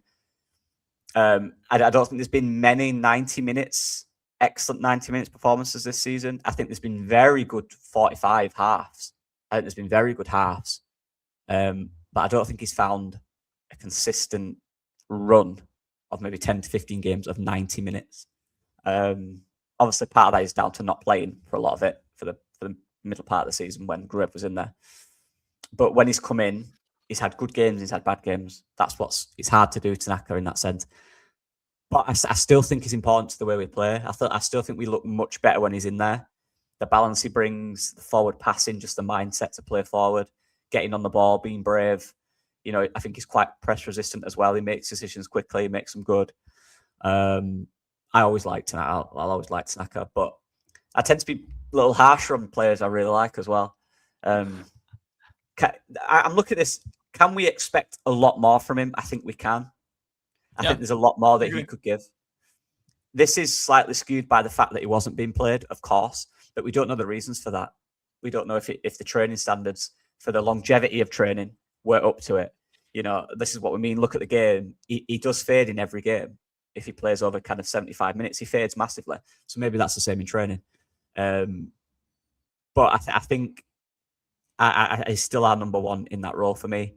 I still think he's a player that can give us a lot more. and I'm hoping that we can see that next season. I hope he stays, and we can see that because I just like him a lot. He brings so much to midfield. He's so sensible. He's good on the ball. He moves it quickly. He can score a good goal as well. He's underrated. But in terms of rating, it's hard because I think there's a lot more there. I'll give him a 6.5. Yeah. I think he's been better than decent at times, but he's also been under decent at times. But I think I've enjoyed him more when he has played than when he hasn't, if that makes sense. I think I've enjoyed more performances than I've not liked performances. There's been halves of performances I've not liked. There's probably been 2 or 3 games, at the top of my head, where he's played very poor. But I think in the run-in, on that good form he went on, I think he was important in that. So I'm going to give him a 6.5. Yeah, that was gonna be my mark too anyway. So 6.5 it is, because of the fact that it could have been a 7 probably. Looking at how impacted games, especially when he had that very good run of form, towards the end of the year. But there's a reason also that fact also of if Farke didn't play him, for that number of games. Then in return, had good spells of form. There were also other games where I can remember also the game at Brentford, where he didn't play well. The game at Everton where he didn't play well. So it was to be expected for him because it was the first season, in the Premier League. The type of player is quick. We don't have someone like him in midfield. He's the only one that is quick enough. He's quick, moves well. Moves all around, can go forward, can get back to provide support. A passing option, can progress with the ball, can get forward like we saw at West Ham. And in the FA Cup. But yeah, probably the consistency has never been there this season. He had 2 good games, then 2 bad games, then 1 good game, 3 bad games, 3 good games. Always trying to find his feet. In the league, we've seen very good, promising signs. Now it's up to Farke, I think, to make him work. And I think with Tanaka, especially, hopefully, has a good World Cup. I think he's one that we'd want to keep. The thing is, he certainly needs to play more. For me, if we go for the 3-5-2, eventually it's the midfield trio is done and dusted. Ampadu, Stack, and Tanaka. But there's definitely room to bring in one player that can really compete for the starting spot with Tanaka in the number 8 position. Especially because I also think that Ampadu, of course, it's mandatory to sign a new contract for him. We need really to do everything we have in our power to do that. Stack, I'm looking at what happened with Palhinha at Fulham. Bayern Munich tried to bring him to Munich for 2 years straight, and then in the second season they got him. I think there's room for Stack to be eyed by maybe Borussia Dortmund. Maybe decides, they can put in a good bid, and who knows with our finances, we still don't know how much that budget will be. So I think bringing in another number 8 is mandatory, especially because Tanaka really needs to go to the net to make the next step next season. But 6.5, I think, is a fair rating for this season. Moving on, another one that was highly regarded in the summer. I think we signed him for around between 12 and 15 million, long stuff. He was coming from Newcastle. He wasn't the starter there anymore, because they had Tonali, Joelinton, and Bruno Guimaraes. But in the previous season, he really played a part in the one before Leeds, even as a squad player. And before he used to be a starter, before the mighty Saudi era, when they took over and they started to bring and amount good players, at Newcastle. I think the season has been underwhelming for him, honestly, to be fair, because people might remind the game at Bournemouth, the 2 opportunities at Tottenham.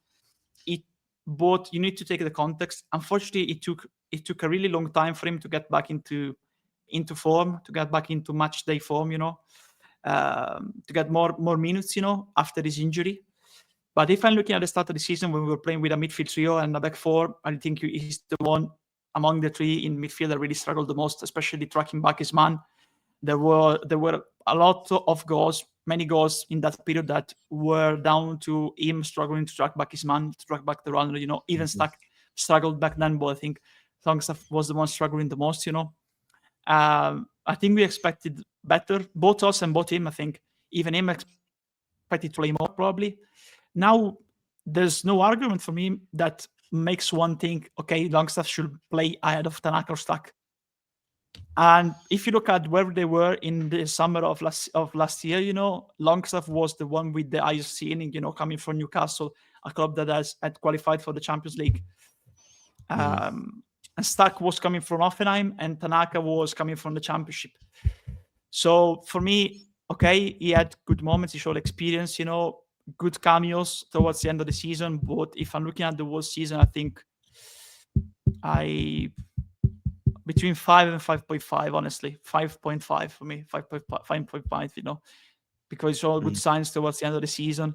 But I think probably there's a player that want to play more, so might be one that we need to keep an eye on in the summer, honestly.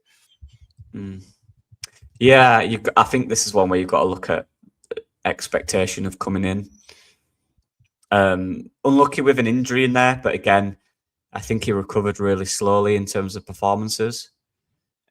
I mean, we've seen a lot this season, even players that have had injury and come back. Their first appearance has been relatively impressive. I think for weeks and weeks, Longstaff came on and looked slow, looked lethargic, didn't look up to speed. And for an experienced player like that, you need them to come on and look the part. It is important. Like you said, he's played at a very high level, in the Premier League and in the Champions League for Newcastle. So, yeah, definitely underwhelming in that sense, to be honest. I think when he there's a period where he was playing, I think he did quite well. I think he showed moments where that experience really showed on the pitch. Particularly, against his former team, Newcastle, he was really, really good. But I think that was the kind of expectation. The performance against Newcastle was more of what we wanted to see. And I don't think he really got that close to that after that game. Like you said, that he's had some big moments this season. He's scored some good goals. And he has shown from a squad perspective how he can be impactful. He has got them moments in him. He has. He's had some recently. But the longevity, the consistency of performance, even after the injury or before it, has not been what I expected. I don't think he's been poor, but I think it's somewhere between decent and poor for me. I think it's similar to what I said before. I think he's been okay. So I'm probably going to go 5.5. Yeah. Okay, 5.5. I think in terms of a personality and a person to have in the squad, I think he's probably really, really important. Like you said, he's played at a high level. He's probably a really good communicator, experienced head to talk about, and probably has conversations with players that have not played at this level yet. So a good person to have 100%. Yeah, but I think he'll want to play more for sure, and I don't know if we can offer him that. We'll see. Another one that makes ads go mad, online. There's really a big divide, between the pro Aronson and the anti Aronson brigades. Going on with this one, I think his season can be divided into two, and also two and two, two in terms of periods and two in terms of systems, because he struggled in the 4-3-3. I think he was absolutely ineffective in the 4-3-3, playing as a right winger basically. While once we transitioned to the 3-4-3, 3-5-2, he also played as basically in the second striker role as a free role playmaker, not as a second striker, of course, behind DCL. There was a period where he was unstoppable, absolutely. But I think after the start of the new year, his form dropped. And he hasn't been as consistent as he was in that period. So I think the system suits him, There's still room for him to be a squad player next season. I don't know if you want to stay, honestly, if you'll accept to be dropped and be replaced by, I don't know, a top right winger or a top attacking midfield, because in the end, for that position, we even signed Buonanotte in January. He didn't play, of course, because he wasn't deemed good enough. But you can see that the club wanted to strengthen and provide an alternative for Aronson on that side, for that role, because Gnonto and James, they cannot play in the role that Aronson currently plays, because they are proper wingers, People say Gnonto can be like that playmaker. No, he cannot. He can't do that. He's a winger. He's a 1v1 winger. Yeah. Aronson is an all-round playmaker. He's an attacking playmaker, final third playmaker. He did really well toward the end of the year, Newcastle, though that period, But I think his form dropped in the second part of the season. So for me, it could have been a 7, if he had kept going on with that form. There were also games where he really ghosted, I think. Not down to him, I think down to the formation. There were games where we were basically playing more defensively when we had also injuries. And we're playing with the long ball to DCL, and he was there, in no man's land behind him, trying to get a grip of the ball. And he cannot do that because he was absolutely dominated physically by the intensity and the physicality, of the opponents. So for me, it's between 6 and 6.5, but because of that period, where for a period he really was our best player, and I think 6.5 is a good rating. It's very similar to Tanaka, mate, in a certain sense, their seasons, a lot of ups and downs, I think. Yeah. Yeah, I think what's not helped is his kind of role. I think the amount he's played, he's been the main person in that role. I think if he was the squad option in that role, he'd probably get a higher score. Yeah. But he has been the main man, and I don't think he is the main man. I don't think he has the overall final third quality consistently to do that. He's not young, he's not old, but he's 25 now, so you'd expect that final third to have that consistency. And at 25, it probably means this is where he's going to be. I've always liked Aronson as a player. I do. I just like him. I think he's got a really good attitude to the game. He works extremely hard. He sets the standards in terms of work rate, and every club needs a player like that. Just set the standard in terms of work rate, pressing, high pressures, whatever you want to call it. He's always there. He's always at the front. He's always doing it. Even if he's missed 3 or 4 chances in a game, he doesn't bother him. He gets on. He works hard. And I always appreciate that. And that's something I think. If you're in the game, if you're working in the game, or you've coached before in the past, or you appreciate that more than maybe if you've not. But having been in that situation, I absolutely love players that work really, really hard. It's such an underrated appreciation for me. But we're looking now at a level in the Premier League where we need that work rate, and we also need the quality. Now, that in itself, I mentioned this to you recently in a text. I'm looking right now, and there's not a lot of players that can do both of them things. It's really hard. And if there is, they're probably going to a top team because there's not many of them. Trying to find a winger who has the work rate and the intensity, but also has that intelligence off the ball to sit narrower, sit deeper at times, pick the ball between the pockets, is so difficult. Because obviously, remember Aronson's role, it's not necessarily a winger role. He is playing centrally at times. A lot of his work is centrally. So it's hard to find a player that can do that. So I've grown a little bit of appreciation for what he's done in terms of the versatility in that sense. It's a difficult role. It's a very hard role. I think what sums him up perfectly was in the West Ham game, where there was probably 3 or 4 times he creates the movement. He does that. And he finds the space. And he finds the space himself because of how good his movement is. His movement is really, really impressive. And when he receives it so well. Body open, back foot, he's already facing their goal. So, like you said, Nonta doesn't do that. When Nonta receives it, his back's facing the goal. He's not on the half turn. His back's facing goal. And he kind of runs round. He doesn't go direct. Whereas Aronson's got it. He's already turning. He's facing their goal.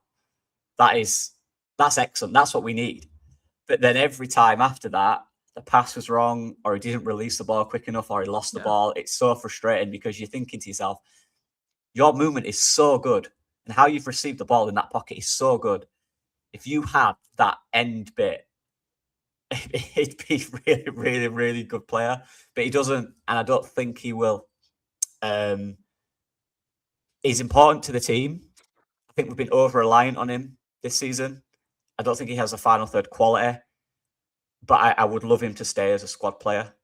I think he's really important to us. I genuinely think he's important in a certain sense, but not in the way we're relying on him. But this season, I mean, look, they're subbed off 30 times. That's crazy. That the most sub player of the team. But for me, I'm just because of the dedication and the actual difficult side of the role and the areas he does find himself in that have been important this season for us, I'm going to give him a 6.5. I think he's been above decent for us, definitely. Okay. See, this is where it gets. Has he been as good as Bogle? Has he been as good as Jim Justin? These are the conversations, and this is where I think positionally as well, it's difficult to judge what you're expecting. Yeah. But yeah, I'm going to give him a 6.5. Yeah. Okay. So we agree on that. Yeah. Next one, I think, is pretty easy. Yeah. We had the same. I think Buonanotte. It's really Buonanotte. It's really good night, because in the end, he was assigning that it's all down to him in the end. Farke, we know that if he doesn't even call up a player for the match day squad, there's a reason. I think we can look at the cameo against Arsenal, the minutes that he played against Everton, but also especially the first half at Birmingham, where he was the most terrible player on the pitch in that game. So honestly, it didn't look. It looked completely off. I had seen him, like 1 month before, not 1 month, even 3 weeks before, with Chelsea at Charlton. He was looking different there. He was looking different. It's all down to him. Eventually he was one of those transfers that you expect a lot and they don't do basically anything, like Jean-Kevin Augustin. So yeah, straight 4 for me. 4. Yeah. I mean, I've seen people say, because he made one good run against West Ham. Do you know what it is? Yeah. This is so not. This is what wingers do, people. But we're so starved of wingers this season because we don't play with them that we see a winger do something. We went, oh my God. No, this is what wingers do. And this is why I want really good ones at our club, because they'll do that every week. He's obviously really talented. He's lost his way a little bit. Bad move to Chelsea. Bad move. Yeah. There's too many players that are rushing to these top teams. The fact is, go somewhere you're going to play. He tried that in January, couldn't get in the team. He couldn't reach the standards we required, really. 4. I don't know what else to really give him. Probably not worth rating him. I don't think he's played enough, to be honest. But 81 minutes he's played. Yeah, but more minutes than Byram, at least he played almost 20 minutes against Arsenal, 46 minutes, against Bergen. From what we've seen, he wasn't.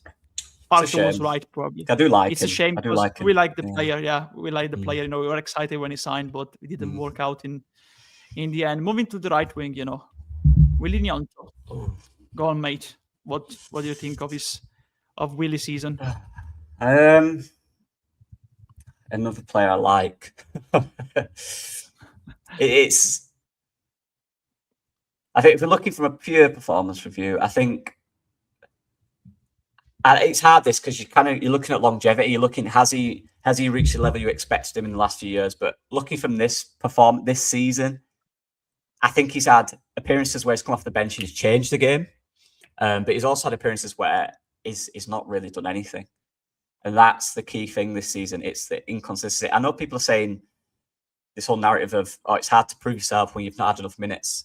That's football, I'm afraid. That's the way it is. And the best players, they play 10 minutes, and in that 10 minutes, they do something that makes the manager think. I think there's a handful of occasions, to be fair, where Gnonto has done that. And I always like Gnonto because I think he's a good link-up and build-up winger. I do. I think when he cuts in and he passes, he creates 1-2s, he passes it out the other side. He's very active. He moves a lot. I do like him. I think he's a really good player. I just think he's struggling to really establish himself in this team. There's clearly parts of his game that the manager doesn't really rate, or he rates other players more than.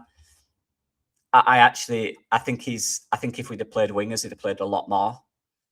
Like you said, I don't think he's that guy who can play in central areas.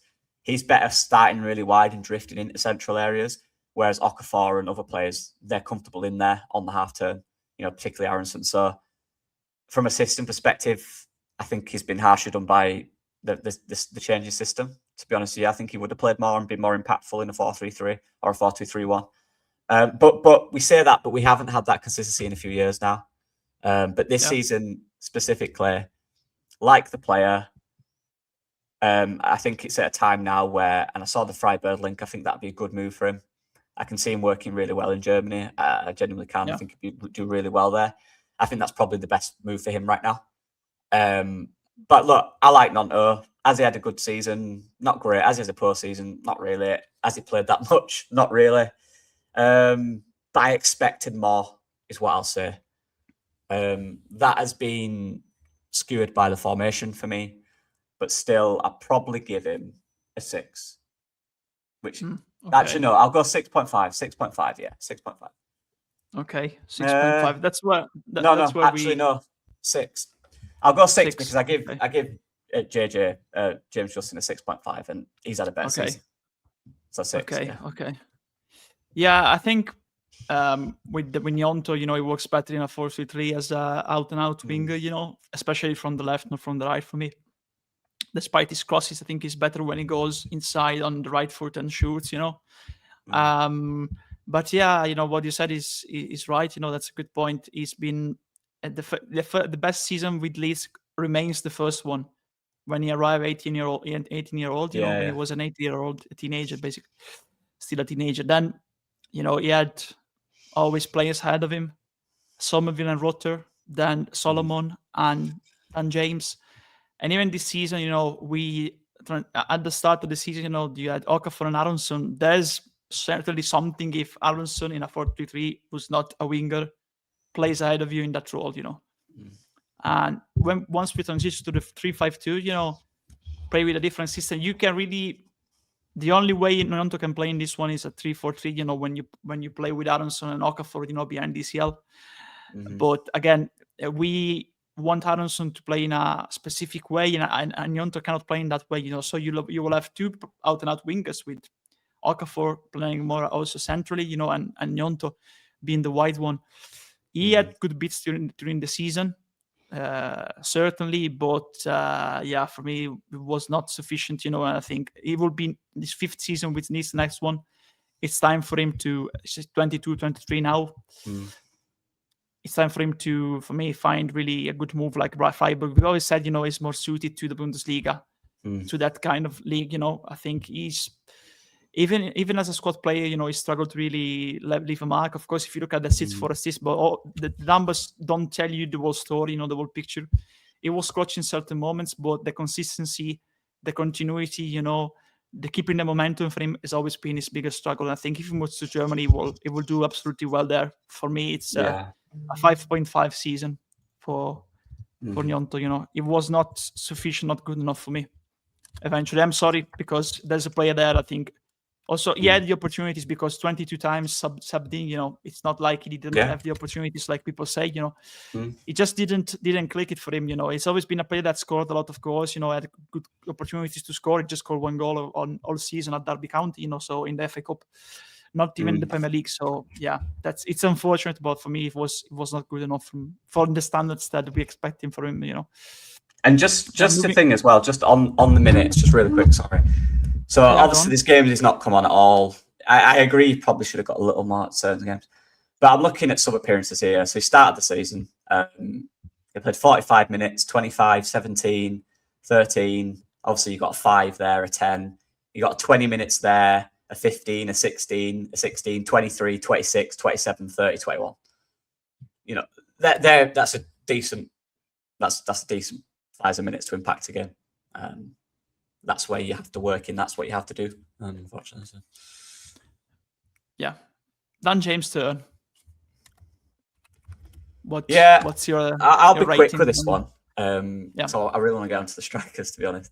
And we've pushed for time. So Dan James, for me, I'm just going to say, I think he's had problems with injuries. I don't think he's been sharp all season. Even when he's come back in, I don't think he's looked as sharp or as kind of direct or quick as he used to. And I think he's been okay at times, but a lot of times I don't think he's looked at the level, to be honest. And I really like Dan James. And I'm hoping that is in a way just because of the injuries he's had, and he's not had sharpness, he's not had consistent blocker training in there. Having 3 or 4 muscle injuries in a season must be an absolute nightmare. But yeah, I think he's underperformed even what I expected. I know he's never really been great in the Premier League, but I still think he's underperformed for me what I expect of him. Maybe I have a high expectation, but I'm going to give him a 5. Yeah, same Same, I think. I think it doesn't work in this system with the back three, honestly. That's true as well, So yeah. he's also played, when we had the injuries recently as a right wing back in the last game, especially Spurs, But I think he works better in a 4-4-2 formation, a 4-3 formation, and even when he played at the start of the season, he was struggling to leave an impact. Always often going into his man, his marker. So really struggling. I think was all things considered with the length of the injuries. It was a 5 out of 10 season for me. Absolutely, I agree with you on that. Then moving on to this man here, Noah Okafor. The player Leeds have never had a play like you before. Went to Old Trafford on a Monday night to at the Stratford end. And of course, because we are a PG program, we cannot say the final line. Of course, yeah. I think it's another player that, as you see, at this season divided into. Of course, if you look at once you return from the last international break in March, probably your best player. Had a lot of minor injury problems. Return a different player after the final injury international break. Absolutely sharp, 1v1, direct, impact, sharpness. Yeah, absolutely. What we're expecting for him all season. I always said he's better as a second striker. If you look at the first goal he scored at the first part of the season, always coming from central areas. I rarely remember him in the first part of the season before that international break. When he caught inside, he didn't used to shoot. He didn't used to. He did use to pass a lot. That's the change he had. Now he's going inside and he's shooting. He's creating an opportunity to shoot. He's being direct. And he's also improving his movement of the ball. Too. So if you just look from the international break to the end of the season, probably your best player. But you need to take into account also the first part of the season. So dividing that, I think it's a 7 out of 10 for me. It's a player that we need to build on. Absolutely. Now it's really turned into a Premier League player, because at the start of the season he wasn't working as a winger. It wasn't working. He was too isolated, too wide, not sharp, not direct enough. That has changed. He's working on his body. For play to him too, because he's also posting on Instagram that he has personal trainer. Lost some pounds. He's more sharper, more fast, more intensity. He wants the ball more. He's really more vocal also with his game. We need to keep him injury free, like with DCL. That's the next big step. I think with the transition, the better shape now that he has. He's understood better how to work his game to be more suited to the Premier League intensity. There's a player that we need to build on. But for me, it's a 7 out of 8 season. If you just look at from the international break toward the end, it's the 8. But looking at the world picture, I think it's a 7 out of 10 for me for Noah Okafor. Yeah. As is probably our starting winger, second striker, whatever you want to call him, whatever he is, centre forward, whatever. I think I'm going to be a little harsh. Because I know I've always said I'm harsher on wingers that I really like, and he's one that I really like.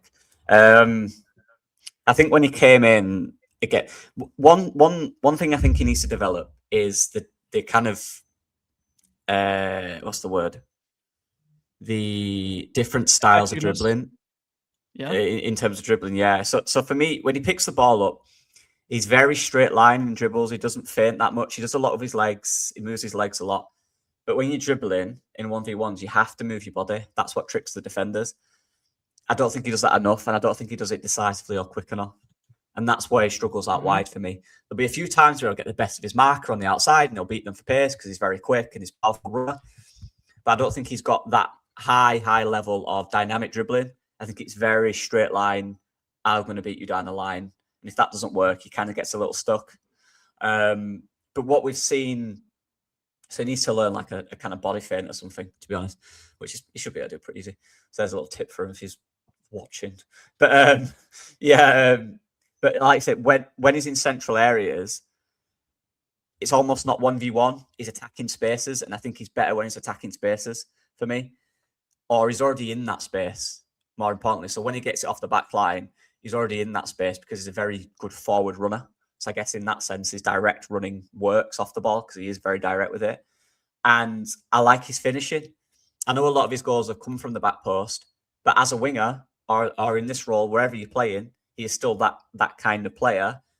You always get told, back post, you're behind the striker. That's where you should be, and he's always there consistently. And I like the way he kicks a ball, the contact he makes on. So these are not easy chances. I understand that they're close, but a lot of them you have to make good contact. You have to get it right, and he does. And when he's in front of goal, I'm calm because I'm expecting him to score, and a lot of times he goes, and that's why he's got 8 goals, which is very impressive. But I agree, there's kind of 2.5 to this season. But what I will say, and that's why I'm going to mark him down a little bit because he's not been consistent enough, in my opinion. But when he's been good, he's been really good to watch. But what I will say, I'm really looking forward to him next season. If we can keep this form that he had near the end of the season and restrict the injuries, which we've done decent of this year, I can't wait to see what we can build around him because I think he'll be a good asset next year. Now he understands the Premier League as well. I'm hoping that he can kick on a little bit more, maybe get double-figure goals. So I really like him as a player. There's just a few adjustments he needs to make for me, but in that more central role, I really like him. As a winger, there's more he needs to do. But I think I'm going to give him, I'm going to be harsh, I'm going to give him a 6.5. I don't think he's been very good. I think he's been good. He has been very good, but not consistently for me. So I'm going to even that out at a good. Okay. So 6.5, yeah. Yeah, hopefully he has a good World Cup too. Yeah, that'll help with Switzerland. Definitely. Yeah, that can help. I think a lot of people, now really love him because of Man United. What happened there? Absolutely. The fact that he's turned up when we needed. Yeah, you were there too. So yeah, that so night. good. Then we got to the man that we called, because of the haircut, the Urukai. Calvert-Lewin. It really looks like with that haircut, like the Urukai in that Lord of the Rings, that haircut. But yeah, absolutely, what a man, what a player. Honestly, when he signed, there were doubts because of his injury problems that had limited him. There was always a player there because he eventually got called up for Euro 2020. He was there watching Italy lifting the trophy in Wembley that night. So it's also witnessed history in the past happening in Wembley. But yeah, he deserved to go to the World Cup for me. Ahead of Ivan Toney. Watkins, I can understand Watkins, different player compared to Kane, but if you want to play someone very similar to Kane as a target 9, DCL. And it's the big, I think, is 14 goals in the Premier League, plus the one in the FA Cup. Is the big reason we stayed up eventually, because he's been clutch, absolutely clutch in the box, absolutely a fighter. There were times, the first part of the season when he was struggling, but we need to take into account that he started the preseason later than the other players, because it was a free agent till we signed him later on in the window, not one of the earliest signings.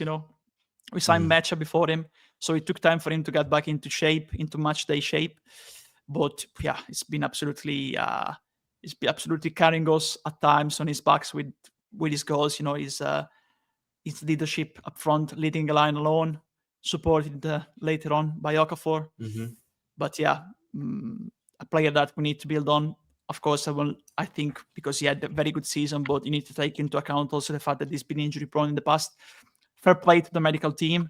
They kept him very well. He's looking in the best shape of his life, probably going back to that season with Everton, where that allowed him to go to the Euros. But yeah, for me, 7.5.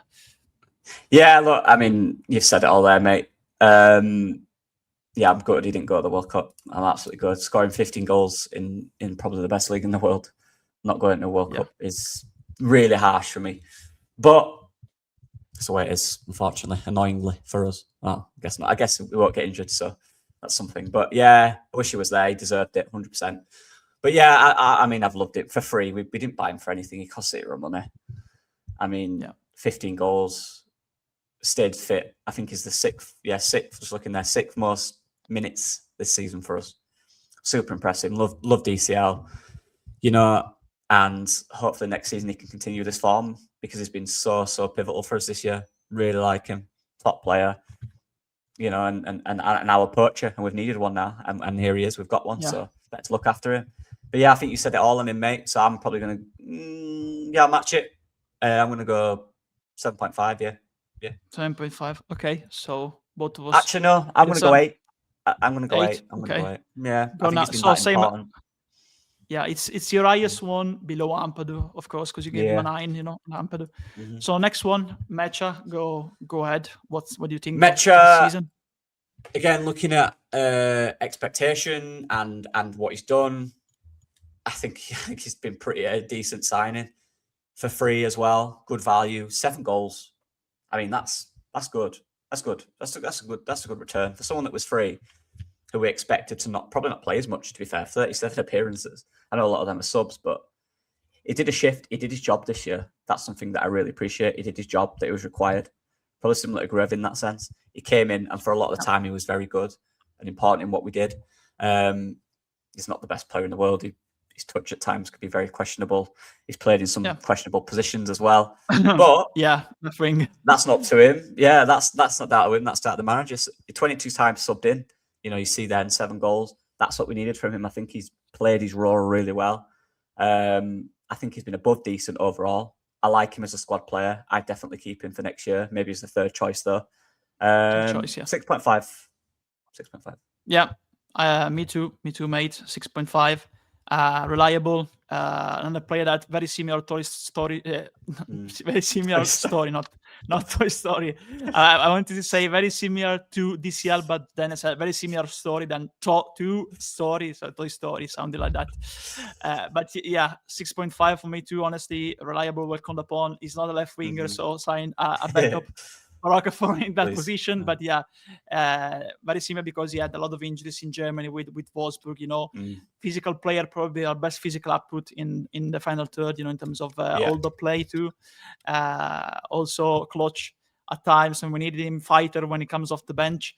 So 6.5 is a good one for me. I agree with that. Final one before we go into the manager. Of course, the final one is Joel Pirou. I think he was, I think the season changed when he didn't decide to move in January because of course, Mecha can stay as the third striker next season. DCL can battle for the top spot with another top 9. So I think Pirou, he doesn't have a future at Leeds. He's not a Premier League player, unfortunately. He's a very good Championship player, can play in the Eredivisie. It will be more difficult now because of the new laws with the fact that now he's classed as a Surinamese, so extra EU. The fact that now he plays for Suriname. So I think he needed to leave in January to play. He needed to leave to play because he's a good player there. Now his value has dropped, of course. He still has another year on his contract. So you need to probably sell him now or loan him out and lose him for free because I don't think he can have an impact in the Premier League. The only good game that he had, but he looked a lot like the Championship games, where he probably scored, like the Norwich one, scored, but still struggled to fit properly in the system at times. The Norwich one, of course. But for me, it's 4 out of 10 season for me, personally. Yeah. I mean, I can't recall anything he's really done in the league. He had a decent shot the other week. But he had to move in January for him, if anything, to be fair, for him to play. I think you can look at his career in the last few years. He's always been playing. He's always been scoring. This is probably the first year in a long time where he's not continued that, and it's a great record he's got, and he can continue that. I don't think it'll work. Well, obviously, it won't work here, but he can continue that. He could get a top Championship team. He could, like you said, Eredivisie. He could go there and score loads of goals. He's a goal scorer. He's got a good strike of the ball. He hits the ball really well. He's good in front of goal. He's good around the edge of the box, particularly in a less intense, slower league. He'll score you 15 goals guaranteed. So there's a lot of teams that would want a player like Joe Pirou. We're just at a point where we're in a super quick, physical league, and he's not super quick or physical. So it doesn't suit it. But I'll look, from what he did in the Championship, I'll always have a lot of love for Joe Pirou. And absolutely. Them 4 goals he scored just what a day that was. What a day that was. But he scored a lot of good goals and big goals for us. So it just hasn't worked for him in this league. And I kind of predicted that, to be fair. It just doesn't suit it. There's nothing about his game that suits the Premier League, unfortunately. Yeah. So, yeah, I'll probably give him a 4. But good luck to whatever happens. I hope he can go score because I like him. Yeah. He'll have his place forever in Leeds history because of what he did in the Championship. Absolutely. So I'm going to take this out now. Once I prepare, the final one, but the final rating, of course, then we'll put up the recap of the ratings is on Daniel Farke.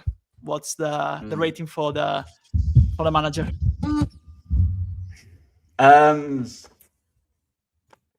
I align the manager a lot with the captain. I think if a captain and a manager can have a really good relationship, their values can ripple out in the squad. And we've seen that. I think if you think of Ampadu and Farke, what are they? They're calm. They don't overreact. They seem like decent people who like to talk, you have a chat with. They don't cause problems. They're not sporadic. And I think the entire environment of the squad is that. So in terms of blueprint, in terms of the manager applying his ideas and his blueprint of what he wants the squad to be, he's done that to a T. I don't think you can deny it. In terms of tactics, of course, there's a lot of questions about the way we started the season, and rightfully so. But there's also context to them that people miss out on. The squad was built for a certain formation. And when we saw the change, it worked. But let's not deny, if we'd have had the injuries we had at the end of the season, in the middle of the season, it would have been poor. It would have been bad. To go to a back three worked. But the problem that we've always reiterated is we have one backup centre back and we have 3 playing.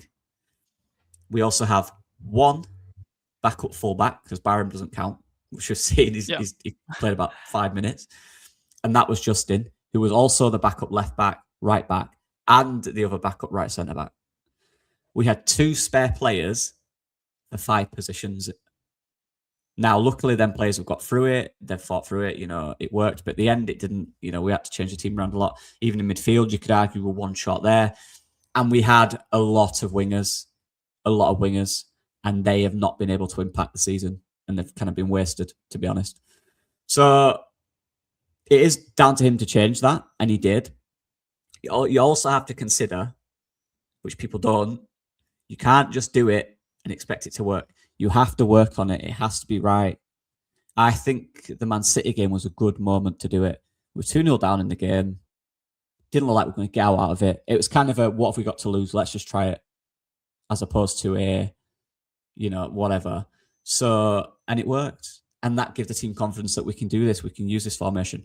If we'd have started with that formation and Man City battered us for the first, we wouldn't have used it again. So in a way, delaying it to that point made us realise, we can actually do this. We've done it against the best team in the league. But yeah, there's clearly a disconnect between what we were playing and what we had. But I also think that's down to the players we brought in.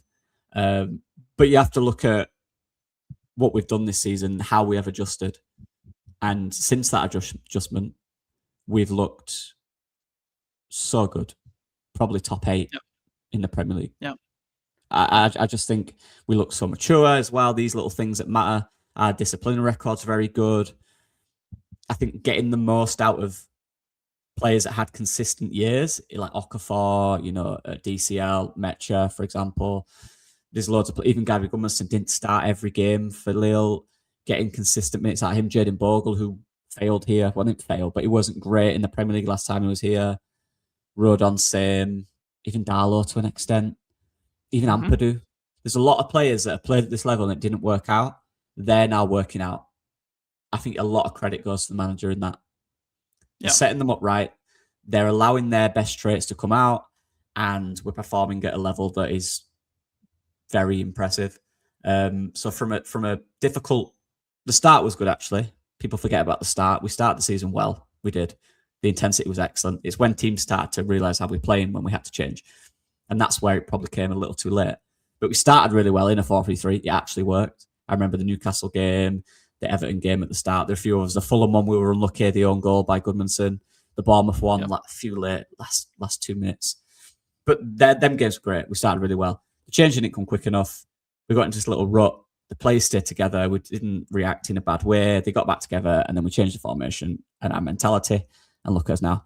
So sorry, I'm just kind of talking here. But for me, I think a manager to change is a good thing.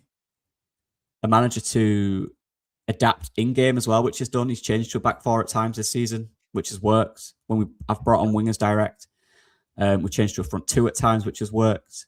The Chelsea game, for example, where it was Chelsea, where it was Metra and DCL, that worked really well. Yeah. I think for me, it's worked really well. What was the expectation, and what have we done? The expectation was to finish 17th. We finished 14th, and with a few other results, we're not far off Europe. So I'm going to give Daniel Farke an 8. 8, yeah, same as me. So people are going to hate that, but I don't care. No, he deserves that for me, because all the things you said, in the end, he overperformed with this side. We operated with a shorter squad, compared to others. We spent less than others, we had less money to spend than others. We were struggling. He adapted. He found a way eventually to bring all the players find a way to get every player involved, So yeah, that's a testament to him. Honestly, I think he deserves that number 8, and I think he is the manager to build on. To build on with this team. So yeah, I think it's fair, because if you go back and look at everything that he did eventually, that's what he deserves. He was probably one of the secrets of the season. Every player spoke well about him. So yeah, I think he deserves that, to be absolutely fair. So yeah, this is our ratings, to close it up, to wrap this up eventually. So yeah, the highest rated, eventually, of course, we have mixed my marks, my ratings to your ratings, to do like the in between, So the highest one, of course, has been Ampadu, 8.2. I gave him an 8, you give him a 9. Followed by DCL, 7.7. Then we have Roden and Stack with 7.5. Then there's Okafor, Justin, also, of course, Gudmundsson and Strauk with 7. Then Okafor, Justin, and Biol, 6, and Darlow, 6.7. Then we have a number of players at 6.5. So Aronson, Tanaka, Mecha, and Bogle, yeah. Then we have a 6, Grujev. Then yeah, Longstaff 5.5 and Nyontov 5.8 and Longstaff 5.5. And then of course, also at 5.7 alongside Nyont Bornau, so 5.5 Longstaff, and the lowest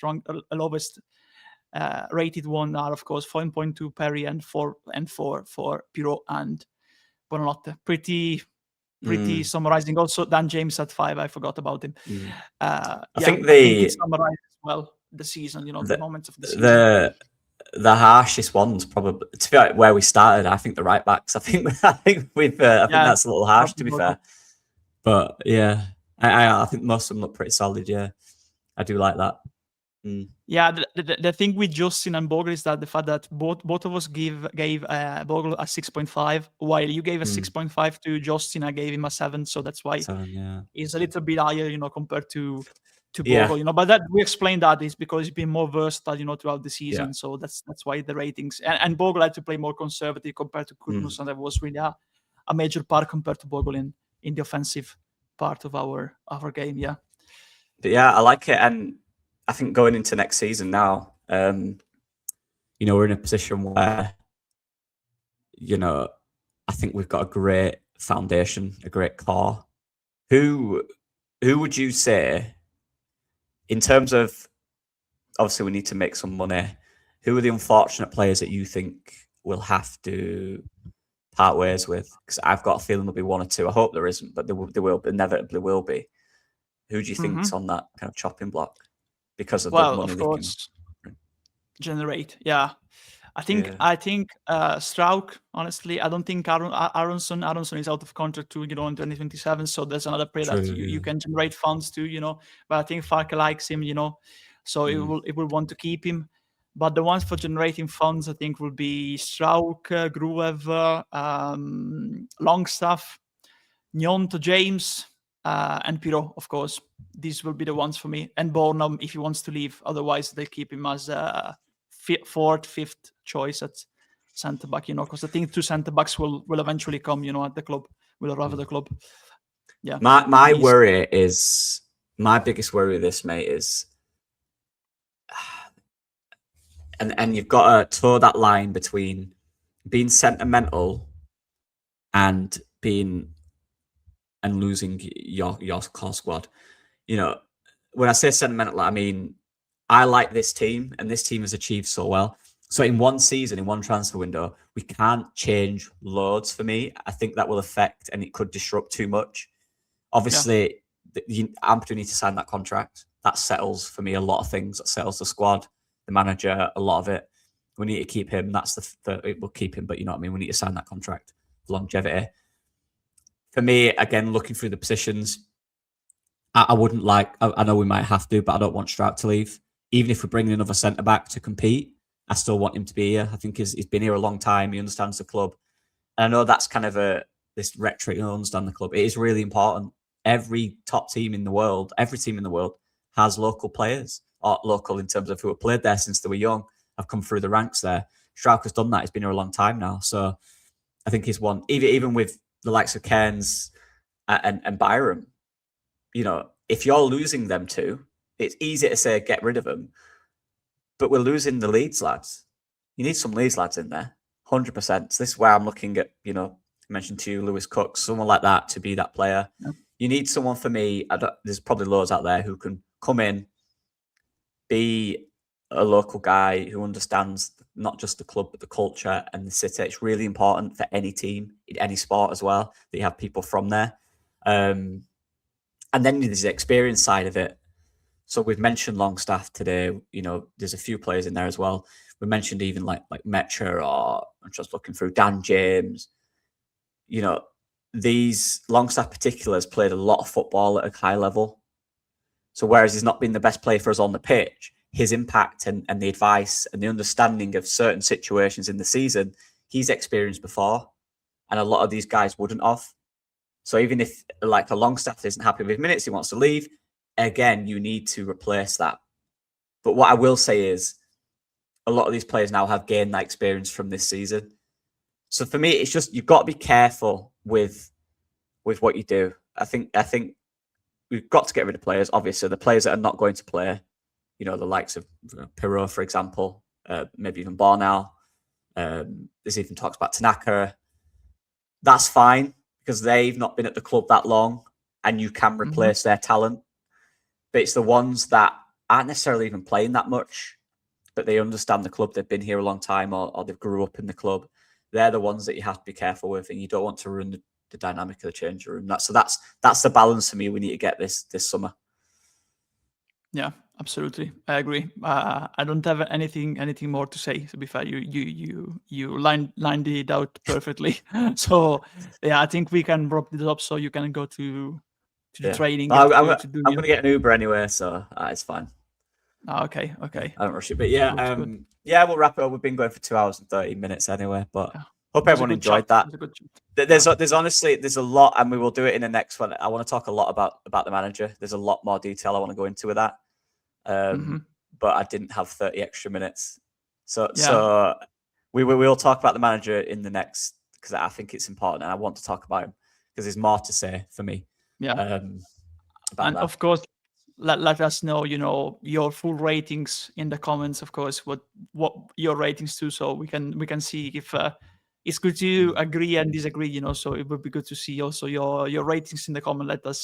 Let us know your full ratings, like what we did here, just put the names of the players and your rating next to them. Would be a good thing to see someone else's opinion, But yeah, that's obviously next week as well. We'll do wider round. We'll discuss that with Andrea, but there's a lot of stuff to talk about with what Parag's been saying and Farker and stuff like that. So we'll talk about that next time, probably, hopefully next week. We'll see. We can't guarantee anything, but we'll see. And there's the build-up of the World Cup. There is, yeah. Can't wait for you, not the World Cup, for us. Like not for us. Next time, eh? Next time, mate. Yeah, next time, yeah. But yeah, I can't wait for the World Cup. Genuinely, so excited. Like, you can watch it as a neutral, Andre. You can enjoy every game now. You know. We'll support our cousins from Argentina. Don't worry. There you go. Yeah, I will not be supporting Messi. Them. Yeah, I know. But of course, I support them because everyone in Italy is supporting them because of the link between the two countries. You know that 60% of the Argentine population is Italian ancestors, so that's why. But yeah, apart from Argentina, my other team, of course, would be. I would root for England to go all the way, but yeah, I don't think that's happening with Tuchel selections. To be fair, honestly. Well, but we'll talk about that. Let's talk about Pep, so we'll see how that goes. But hey, I know you want him as well, Andrea. So we'll hopefully we'll have a fight over him. But anyway, yeah, we'll see you guys hopefully next week. Hope you enjoyed the season. I loved it. It's been a lovely season. It's been actually quite calm and relaxed for the most part, not all of it. But yeah, I've loved it. Yeah. But yeah, anyway, we'll see you guys next time. Thank you for the support and leave your reviews in the comments. I'll see you guys in a bit. Bye-bye. Bye-bye.